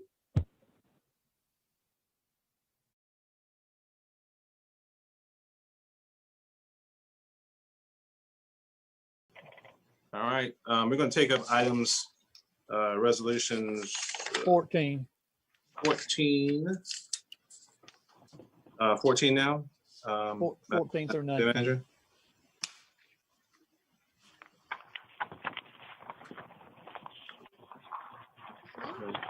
Resolution R 2021-12 authorizing consumption of beer and wine only at Artista Vista Crafty Feast on Sunday, April 18, 2021. Is there a motion? So moved. Is there a second? Second. Any discussion? Saying none, we'll move to the previous question. Clerk call the roll. Mr. Brennan, Yes. Mr. Rickerman, Aye. Mr. McDowell, No. Mr. Duval, Yes. Mr. Vine, Aye. Mr. Davis, No. Mayor Benjamin. Aye. Thank you. All right, resolution R 2021-13 authorizing consumption of beer and wine only at Gervais Street Bridge Dinner on Sunday, May 2nd, 2021. Let's ensure that this resolution marries up with the West Columbia resolution. So moved. There's a motion. Is there a second? Second. All right, moved and second. Discussion, Mr. Duval. Mr. Mayor, as I said previously on this Zoom meeting, I think that there are two events on our resolutions here that are too large and too soon for us to allow them to occur. The Gervais Street Bridge Dinner is one of them. It's normally held in October, and I think that by October I would be perfectly comfortable authorizing this dinner. But at the present time, I cannot support having a dinner of 1,000 people on the Gervais Street Bridge with probably another 1,000 people supporting them. So I intend to vote no. Thank you, Mr. Duval. Mr. Rickerman. I just want to duly note, I appreciate everybody's opinion, but we have allowed Soda City to have thousands of people throughout this summer and through the fall of this pandemic.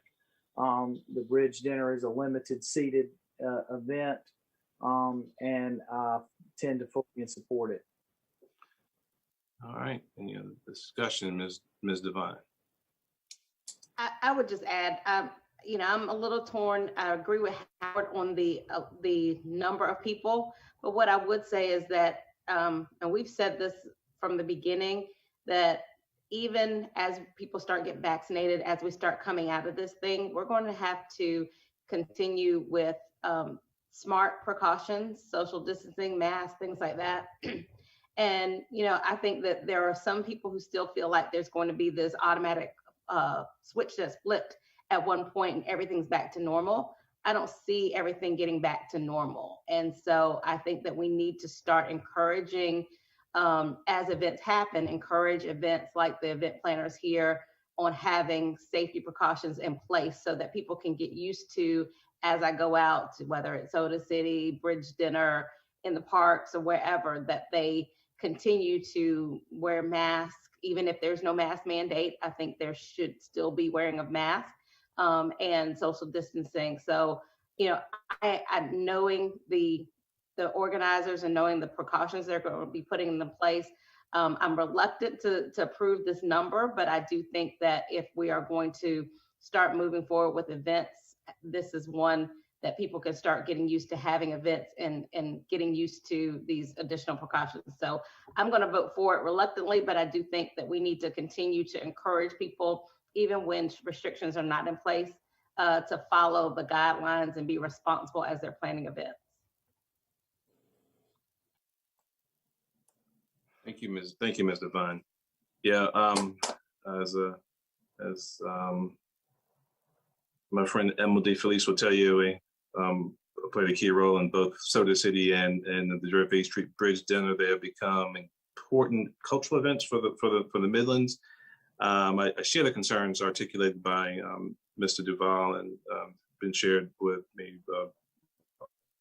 Mr. I was just reiterating Ms. Devine's concerns. We work closely through our first responders and our city administration to make sure that these pandemic safety and social distancing protocols and plans are in place. Let's make sure that the organizers of the event, both events that Mr. Duval raised are crystal clear that they'll be enforced, and that we expect everyone to help us. We're this close to being out of the weeds on the pandemic, and we need to keep moving hard and fast while at the same time trusting people to be responsible adults and to do their part. So there are at least several different legitimate positions here, and we got to continue to save lives and save livelihoods at the same time. So I think we're not going to have unanimity on this one, or maybe any of them. But let's just make sure we're doing our part to make sure we help folks follow the rules. If there's no more discussion, I'm going to move the previous question. Clerk, call the roll. Mr. Brennan, Yes. Mr. Rickerman, Aye.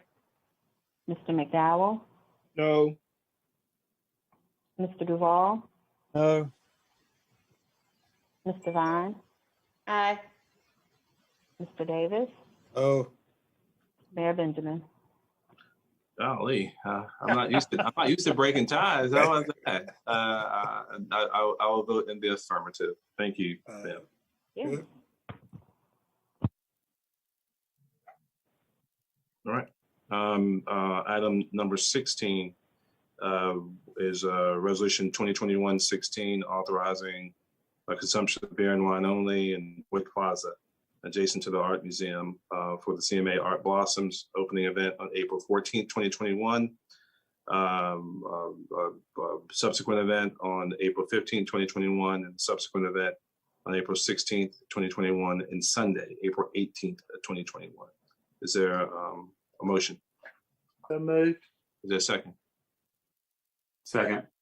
Is there any discussion? All previous positions effectively and clearly and passionately articulated. We'll move the previous question to clerk call roll. Mr. Brennan? Mr. Brennan? Yes. Mr. Rickerman? Aye. Mr. McDowell? No. Mr. Duval? Yes. Mr. Vine? Aye. Mr. Davis? no. Mayor Benjamin. Since I'm not the tiebreaker here, I'm almost tempted to vote in the negative, but I'm going to vote aye. Aye. Thank you. All right. You want me to keep going, Teresa? Sure. I don't mind, but I'll take it from here for you, Mayor. Item 17, resolution number R 2021-018, authorizing consumption of beer and wine only at Live on Lincoln fundraiser for the arts on Sunday, April the 18th, 2021, with a rain contingency date of Sunday, April 25th, 2021. Is there a motion? So moved. Is there a second? Second. Discussion. We'll move the previous question. Clerk, call the roll. Mr. Brennan? Yes. Mr. Rickerman? Aye. Mr. McDowell? No. Mr. Duval? No. Mr. Vine? Aye. Mr. Davis? No. Mayor Benjamin. I vote aye. Thank you. Item 18, resolution number R 2021-020, authorizing consumption of beer and wine only within Boyd Plaza adjacent to the Columbia Museum of Art for the Labyrinth on Boyd Plaza on Thursday, April 29th. Approval. Is there a second? Second. Any discussion? We'll move the previous question. Clerk, call the roll. Mr. Brennan? Yes. Mr. Rickerman? Aye. Mr. McDowell? No. Mr. Duval? Aye. Mr. Vine, Aye. Mr. Davis, No. Mayor Benjamin. Aye. Item 19, resolution number R 2021-021, authorizing consumption of beer and wine only within Boyd Plaza adjacent to the Columbia Museum of Art for the Columbia Design League presents Derby by Design on Saturday, May 1st, 2020. Approval. Is there a second? Any discussion? Move the previous question. Clerk call roll. Mr. Brennan, Yes. Mr. Rickman, Aye. Mr. McDowell, No. Mr. Duval, Aye. Mr. Vine, Aye. Mr. Davis, No. Mayor Benjamin. Aye, thank you so much. And thanks to everyone for their patience and council for their passionate articulation of strongly held views. We're gonna, again, Madam City Manager, you and your team keep doing the great job you've been doing and making it clear to event organizers what we fully expect of them. And we're gonna, of course, empower our first responders to do their job to keep the rules enforced. I believe maybe all the items in the executive session have been previously articulated by Mr. Duval. And Mr. Duval, you want I move we go back into executive session. all right, to discuss the items previously mentioned. all right, is there a second? Second. Any discussion? We'll move the previous question. Clerk call the roll. Mr. Brennan, Yes. Mr. Rickman, Aye. Mr. McDowell, Yes. Mr. Duval, Aye. Mr. Vine, Aye. Mr. Davis, Aye. Mayor Benjamin. Aye.